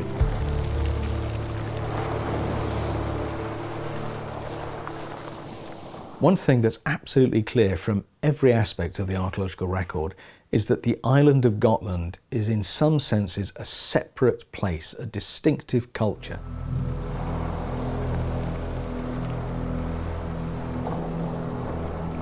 Gotland lies almost at the centre of the Baltic seaways, and this must have influenced life on the island virtually since sailing began. The Viking Age in Gotland lasted longer than almost anywhere else in Scandinavia or Europe, and the people of those times certainly left their mark here. One of the things that is most apparent when you start looking at the archaeology of Gotland in the Viking Age is the silver. There are so many hoards, buried deposits of silver on Gotland that if we make a distribution map of the Viking silver hoards of the Baltic, Gotland is kind of black because there's no space between the dots. There's at least one silver hoard found in Gotland every single year, more than anywhere else in the Viking world. It's absolutely astonishing. There are some parts of the island where absolutely literally every farm has a silver hoard. So they're not just trading in silver, they're doing different things with it than the rest of Scandinavia. The big question is why? Archaeologist Per Widerström has excavated many hoards on Gotland. People in general, I think of history on Gotland, and it's an island, it's an isolated place packed with history. There's lots of evidence for trade in Gotland going back to the Stone Age. But with the Vikings, it reached a different level. There was a strong culture here, and this shows in the archaeology. During the Viking Age, something else happens, and we can see that there are large amounts of especially silver coming in here, and we can also see that the jewelry on the Swedish mainland are very similar from north to south, but on Gotland is something completely different. So it's really important for the Gotlanders to stand out from the rest. Per is one of a small team of archaeologists on the island, whose task it is to investigate every new treasure hoard. In July 1999, when another hoard was unearthed, no one was too surprised. At first it was another hoard, but then we realized that this is something different and something else. Even today, it stands out in the archaeology of the Viking Age. It had come to light in the northeast of Gotland, on a farm called Spillings. The discovery of the Spillings hoard, the largest Viking silver hoard ever found, not just on Gotland but anywhere, is one of those amazing moments. Metal detectorists working with Gotland's museum were routinely surveying a field where the landowner had over the years found dozens of silver coins. The landowner at Spillings, he's very interested in Viking Age, and he said that you need to go over this piece of land. There is something here, I'm sure. At first it seemed that all there was in the field were rocks, and they were on the verge of giving up. It took us a while, and then one of the museum metal detectorists went there and got his bright signal, and that started it all, actually. The detector signal went off the scale. They found not one, but 3 deposits of metal buried in the shallow soil a few meters apart. It was clearly a big find. I think we realized quite fast that this was something different, but not how different. The fragile finds had to be carefully recovered, and quickly. Many visitors flocked to the site. Each cache was cast in plaster and then lifted as a whole, in the hope of preserving valuable clues about how they'd been placed in the ground. When we excavate silver hoards, we'd like to keep them as intact as possible. We'd like to see if they've been if people have been taking things from them, or if there's been things added, and as there are lots of coins in them, sometimes we can see that there's a gap for 20 years, and then they start refilling them again. So that's what we want to do. So therefore we put them in plaster and we take them indoors and excavate them in a laboratory. Each individual piece had to be separated, cleaned and conserved. It was to be more than 2 years before the team would begin to know the full picture. Most hoards are chance finds and are often dug up before the archaeologists even hear about them. But at Spillings, Per had an opportunity to do a proper excavation and investigate the burying of the hoard. They set to digging in the stony field. While we were excavating there one day, this old lady came to us, and she was really interested in what we were doing, because she told us that her husband used to farm this land, and she said that on this spot where we were now, he was very annoyed all the time because he got steel wire tangled into the harvester, and he took it out and he put it on a big pile of stone, and that pile of stone was now later taken away.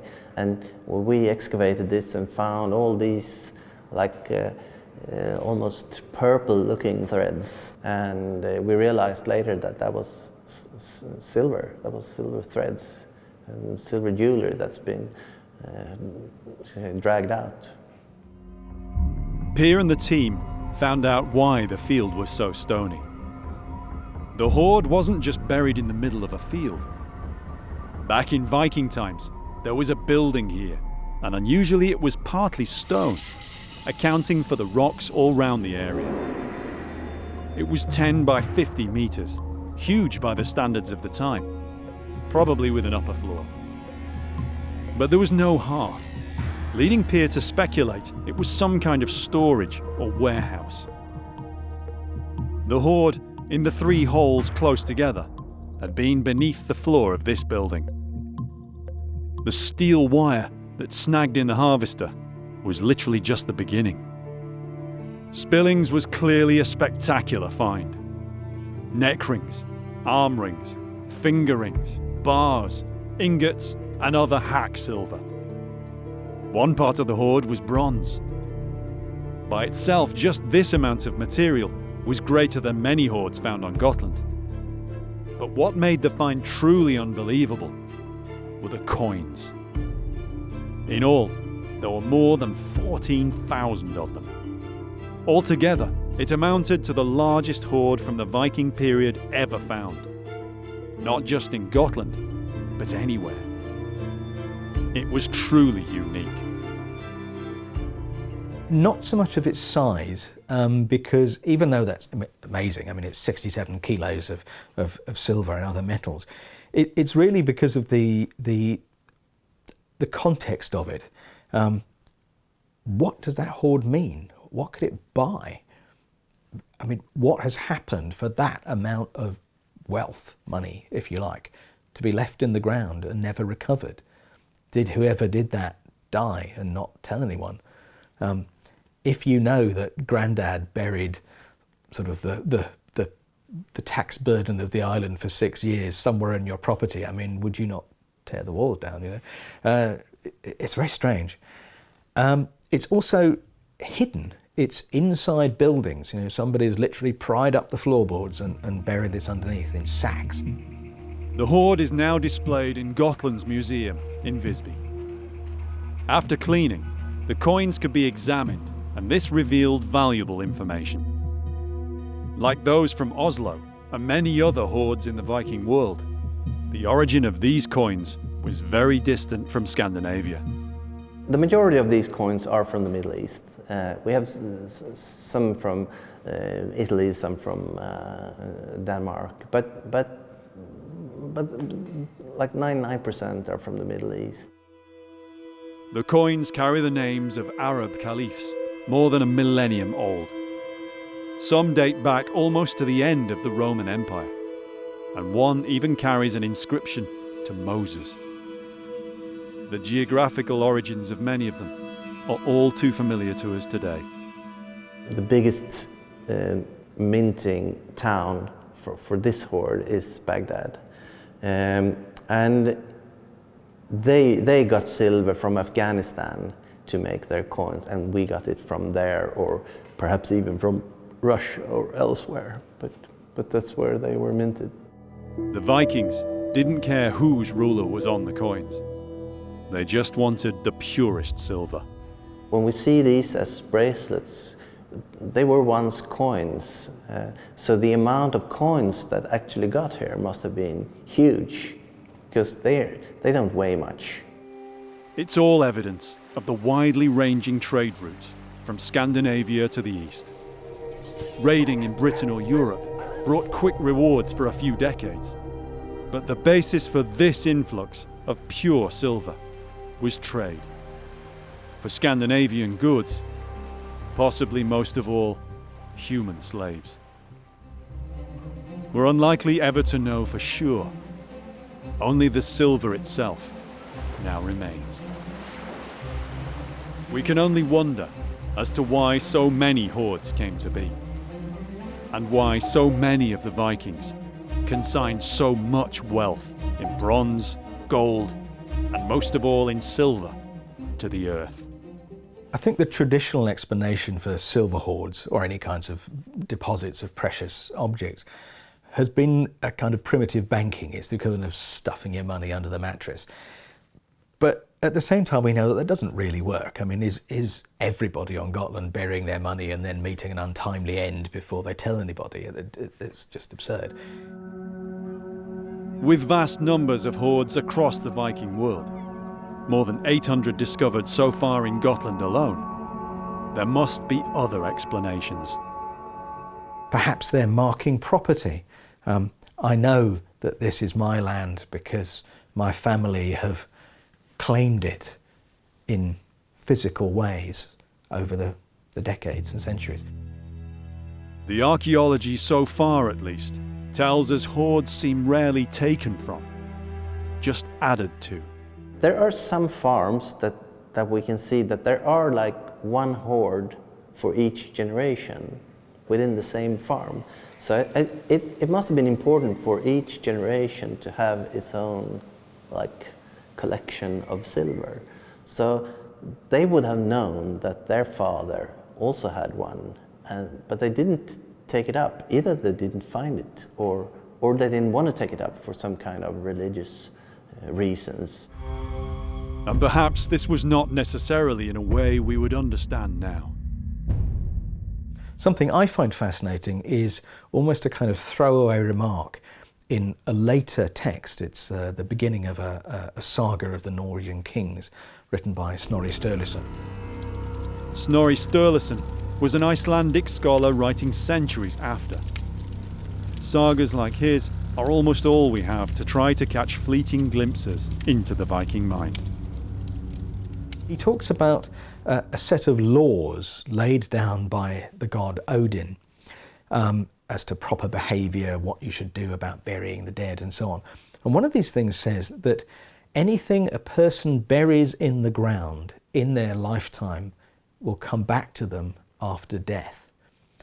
So it may well be a kind of bank, but it might be a spiritual one. It means you get the checkbook when you reach the other side. Odin's law is the only clue we have. He says that you can bring to the next life what you put in the soil. And if that's the case, then you wouldn't take your father's hoard if he put it in the soil to gain it again in the next life. Then you would steal from your father and from the gods.